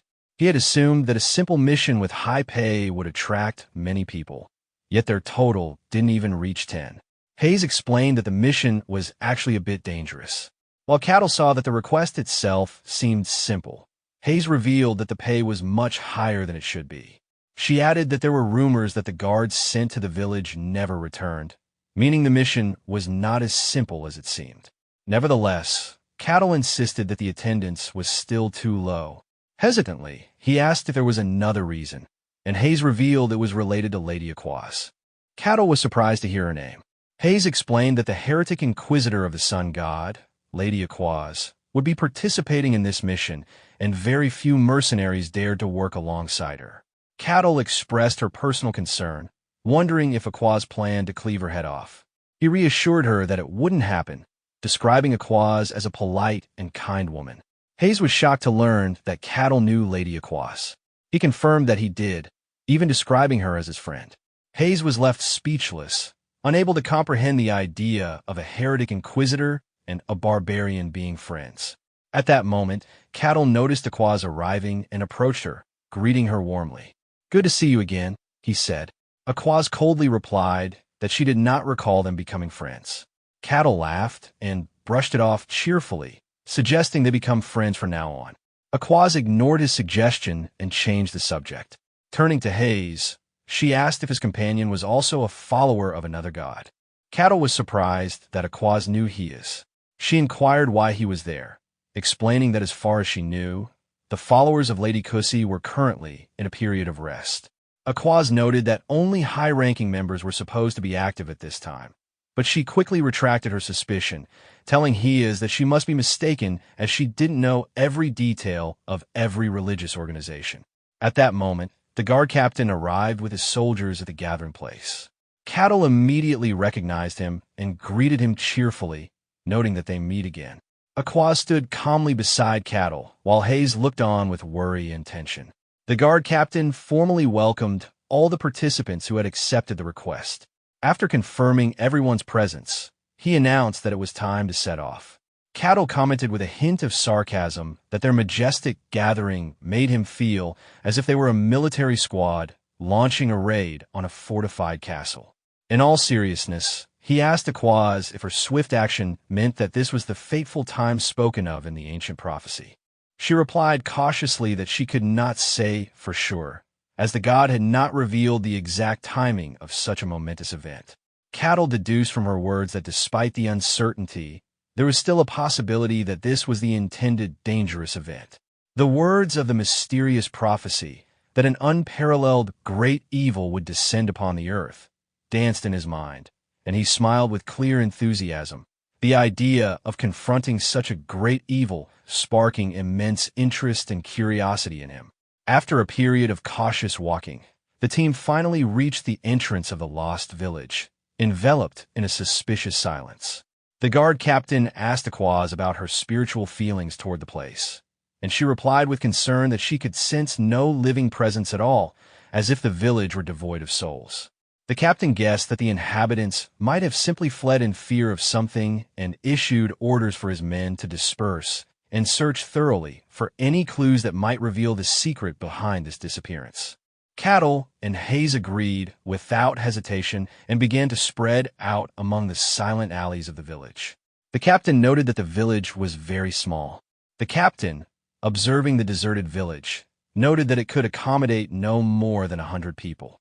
He found it logically impossible for everyone to disappear suddenly without leaving any trace behind. Fully confident that they would uncover at least some clue, he ordered a comprehensive search to begin immediately. While investigating a wooden building, one of the mercenaries was greatly surprised by what he found inside. He called out loudly to the captain, reporting that he had found food ready to eat.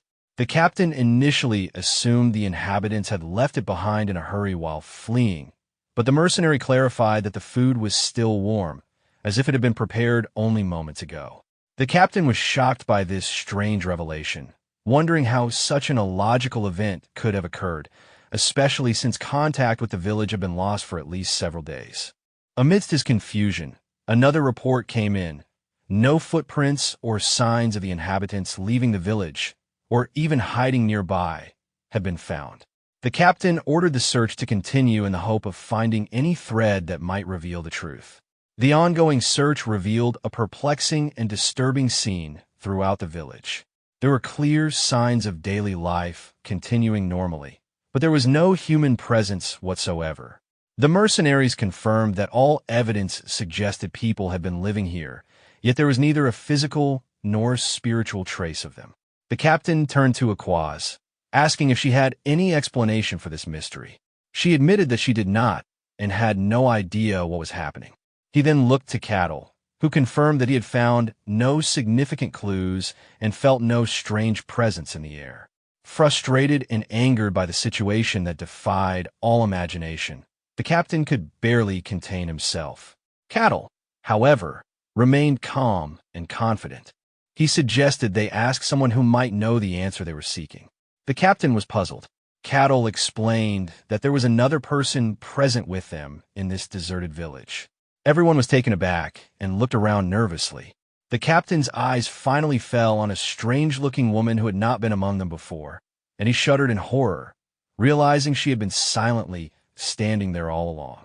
The mysterious woman smiled, expressing surprise that Cattle had noticed her presence despite her skillful concealment. Cattle replied simply that it was natural to notice a stranger suddenly appearing in a place like this. She scoffed, explaining that people usually do not realize she is there until she allows them to. The woman's sarcasm sent chills through the group. Even the powerful inquisitor of the sun god, Aquaz, had been unable to detect her hidden presence. She looked at Cattle and noted to herself that he did not seem to have awakened any of the deep mystical secrets. Cattle boldly asked her about her true identity, but she ignored him completely, regarding him only as an unexpected gain in her plans. The guard captain, sensing imminent danger, shouted for everyone to retreat immediately and get away from her. In shock and horror, the captain realized that even Aquaz, the most powerful inquisitor among them, could not sense this woman at all, as if she were a ghost. In that moment, he reached two possible conclusions. Either this woman was not an evil or demonic being at all, or she represented a force of such high and terrifying power that her presence could not be detected by conventional means. With a sinister smile that chilled their blood, the mysterious woman announced that she had made her decision about their fate. Describing Cattle as an interesting barbarian, the demon vowed in a decisive tone that she would take him to hell and make him her slave forever. With a terrifying transformation, she revealed her true demonic form and unleashed a massive ball of destructive purple energy. She hovered in the air, defying gravity, while Cattle and Aquaz watched in complete shock and helplessness before a power they had never witnessed. The guard captain screamed for everyone to run, but the mercenaries discovered they were trapped inside a transparent magical barrier that had suddenly appeared. They desperately tried to break it with sheer force. The demon's voice echoed through the village, declaring that the entire place was now under her absolute control and no one could escape. Licking her lips greedily, she added that they had all become her prey. Everyone realized they were facing a real and formidable demon. A terrified Heise confirmed in a trembling voice that this entity was a named demon, one of the most dangerous types of demons.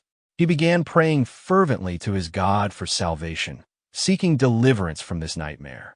Cattle placed his hand on Heise's head, speaking calmly to reassure her. "Calm down. I'm here by your side, and I won't leave you." Then, turning to the situation before them, he asked Heise what it meant for a demon to have a name and how it distinguished itself from others. Heise, her voice trembling, explained that most so-called demons were merely weak fragments of evil and magic, lacking true power. She clarified that true, original demons were beings born in the depths of darkness who chose their own names, and even the weakest named demon possessed enough strength to destabilize an entire kingdom and plunge it into chaos.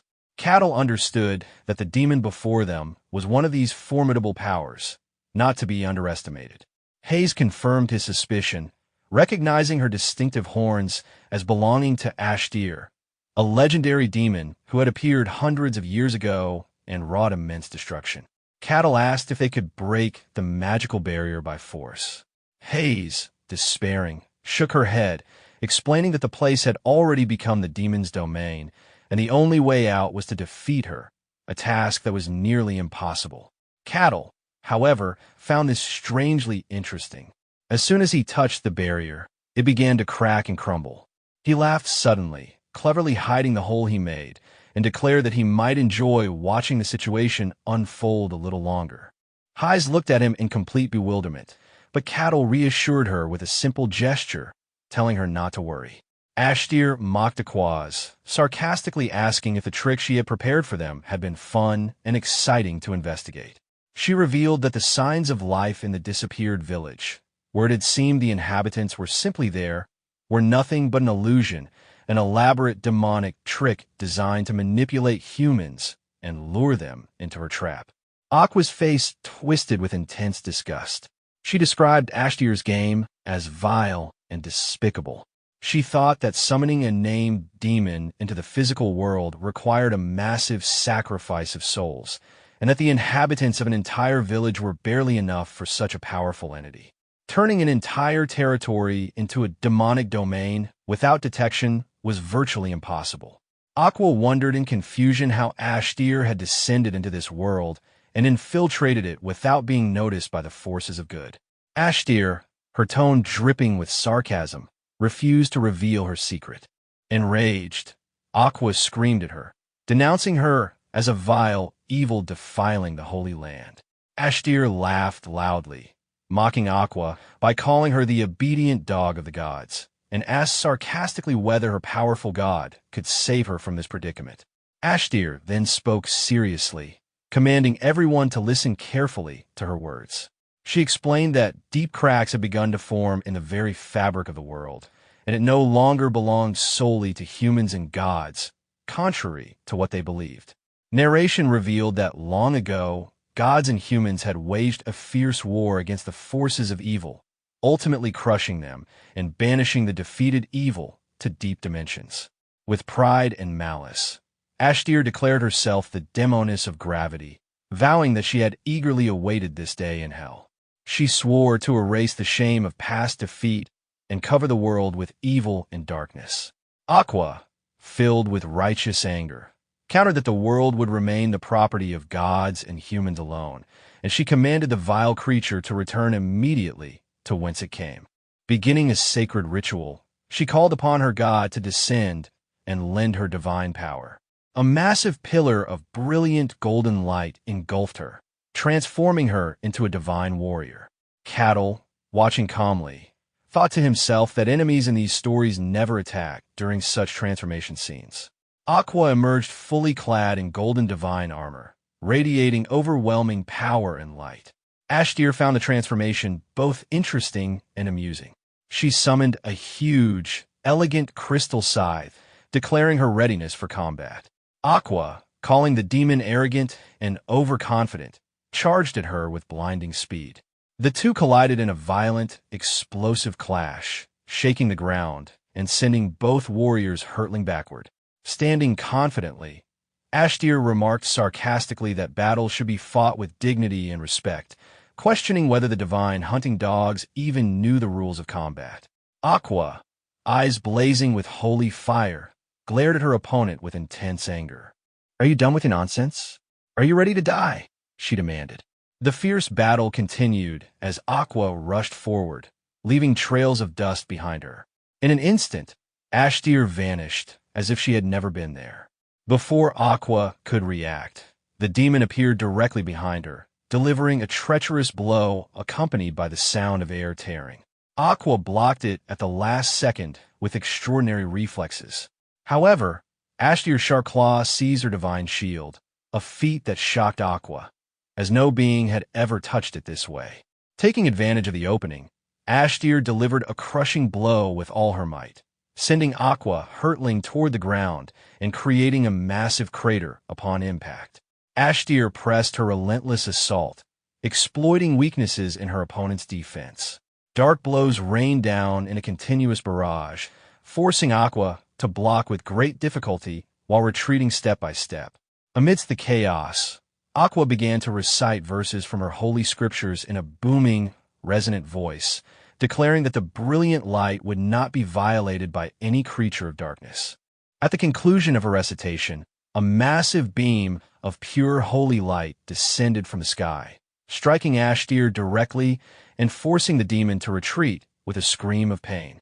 From a distance, Ashtir assessed her opponent, astonished by Aqua's ability to channel the holy scriptures with such formidable power at such a young age. With clear sarcasm, she praised her, noting that she was far more interesting than expected. Aqua did not stop there. She continued to recite another, even more powerful verse, calling upon her lord to incinerate all that was evil with the purifying flames of the gods. She raised her scepter, which began to glow with brilliant light, then launched forward at a speed faster than sound, unleashing a devastating blast of divine energy that erupted into a holy fire explosion. The battle ignited in full force, escalating wildly as Aqua and Ashtir exchanged blows at speeds the naked eye could not follow. Each strike unleashed violent successive explosions of holy and demonic energy, obliterating the quiet village and reducing it to burning rubble. The mercenaries and highs found themselves in the midst of this cataclysm, screaming in terror and trying desperately to avoid falling debris. Amidst the chaos, Cattle stood aside, hands in his pockets, watching the magnificent battle with admiration and a smile, commenting that it felt like watching an entertainment show. Highs ran to him, clinging tightly to his arm, tears in her eyes, begging him to help Lady Aqua. Cattle calmly and coldly replied that he might be able to help, but wondered why he should interfere. He explained that he didn't want to spoil such an exciting fight, as battles of this level were rare. Though he admitted he wanted to fight a demon himself someday, for now he preferred to enjoy the spectacle. Highs was horrified by his selfish attitude, thinking that he was not normal and that something was fundamentally wrong with his way of thinking. The furious battle continued. Sparks of energy flew in all directions. Ashtir admitted to herself that Aqua was a stubborn and formidable opponent, as expected from the dogs of the gods. Yet in raw power and combat experience, she still felt superior. Still, she realized that the confrontation was not in her favor over time. In this world, demons could not directly challenge the gods for long, and she was slowly being pushed back by Aqua's growing divine power. Realizing the prolonged battle could turn against her, Ashtir decided to act cunningly. With a wicked smile, she dashed at super speed, suddenly changing direction to target the defenseless mercenaries who were frozen in fear. Aqua, recognizing the demon's treachery, moved quickly to protect them with her body and shield. Ashtir unleashed waves of dark energy to weaken the barrier, terrorizing the mercenaries with the threat of its collapse. Aqua, enraged by this cowardly tactic, called Ashtir a filthy creature with no honor. Ashtir laughed sarcastically, asking if Aqua truly expected a demon to fight with fairness like a knight. At the peak of her fury, Aqua began reciting a verse from her most sacred scriptures, one reserved for extreme situations, summoning a glittering golden essence representing the pinnacle of holy power. A radiant golden aura exploded around her, forming a sanctuary of light in the shape of a dome. She ordered everyone inside quickly, and the surviving mercenaries rushed to safety, grateful for her protection. Ashtir laughed wickedly, mocking the use of precious holy scriptures to protect mere mortals. Aqua angrily ordered her silence, but the demonist only smiled, noting it was the response of an angry holy warrior. The two rushed at each other for the decisive clash. Aqua managed to block a ferocious strike, but was surprised as Ashtir dodged skillfully, jumping acrobatically above her. Closing in, the demon whispered in Aqua's ear that her noble sacrifice for mortals would go unrecognized, tempting her to remove the protective barrier to allow Ashtir to unleash full power. She mocked the idea of dying for mere humans, hoping to shake Aqua's resolve. Aqua, recognizing the psychological trick, refused to be swayed. Ashtir smiled viciously, declaring that Aqua would die a martyr, and unleashed a concentrated attack of dark energy at maximum power. Aqua struggled to maintain her shield, her light gradually dimming. In a blink, Ashtir appeared directly before her, releasing a violent explosion of energy that threw Aqua backward. Though she quickly regained her balance, fear was evident on her face. Ashtir relentlessly attacked, launching rings of dark energy that trapped Aqua like serpents, surrounding her in pitch-black darkness. She swooped down like a predator, launching a devastating assault.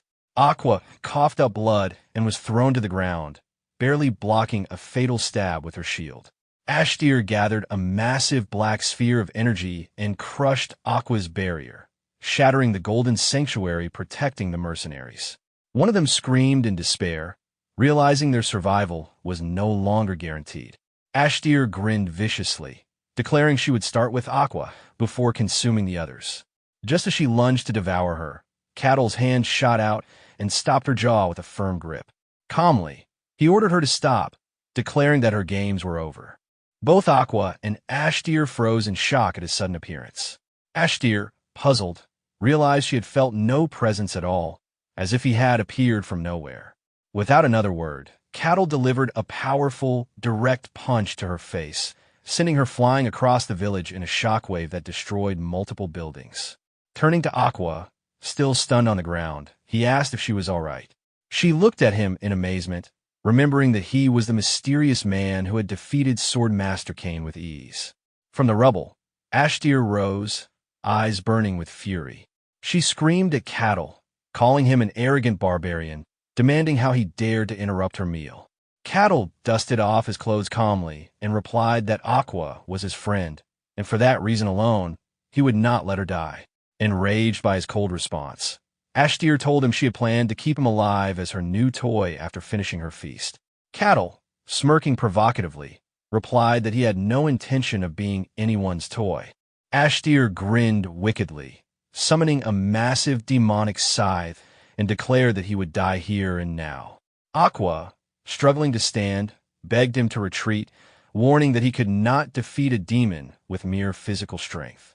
Cattle reassured her that he was strong enough, but she insisted that only divine power could banish demons and purify the world. She explained that in the demon's domain, no miracle could save them. Cattle observed her injuries and weak condition, telling her she was unfit to fight. Aqua, however, remained resolute, stating that it was her duty to serve her god and confront evil until her last breath. Cattle admired her faith and determination, but kindly insisted she leave the fight to him. Surprised, Aqua listened as he explained that he had always wanted to face a demon himself, to see how strong he truly was. Ashtir mocked him, claiming he could not touch her with human strength. Cattle challenged her to test her words. Licking her claws in anticipation, she launched her first attack, forming a vortex of dark energy. Lunging at him with lightning speed, she shocked Aqua, who feared for his life. With complete composure, Cattle delivered a powerful, direct punch to Ashtier's face mid-attack, crushing her head and sending her flying into the air. Aqua watched in utter shock and disbelief, unable to comprehend the strength she had just witnessed.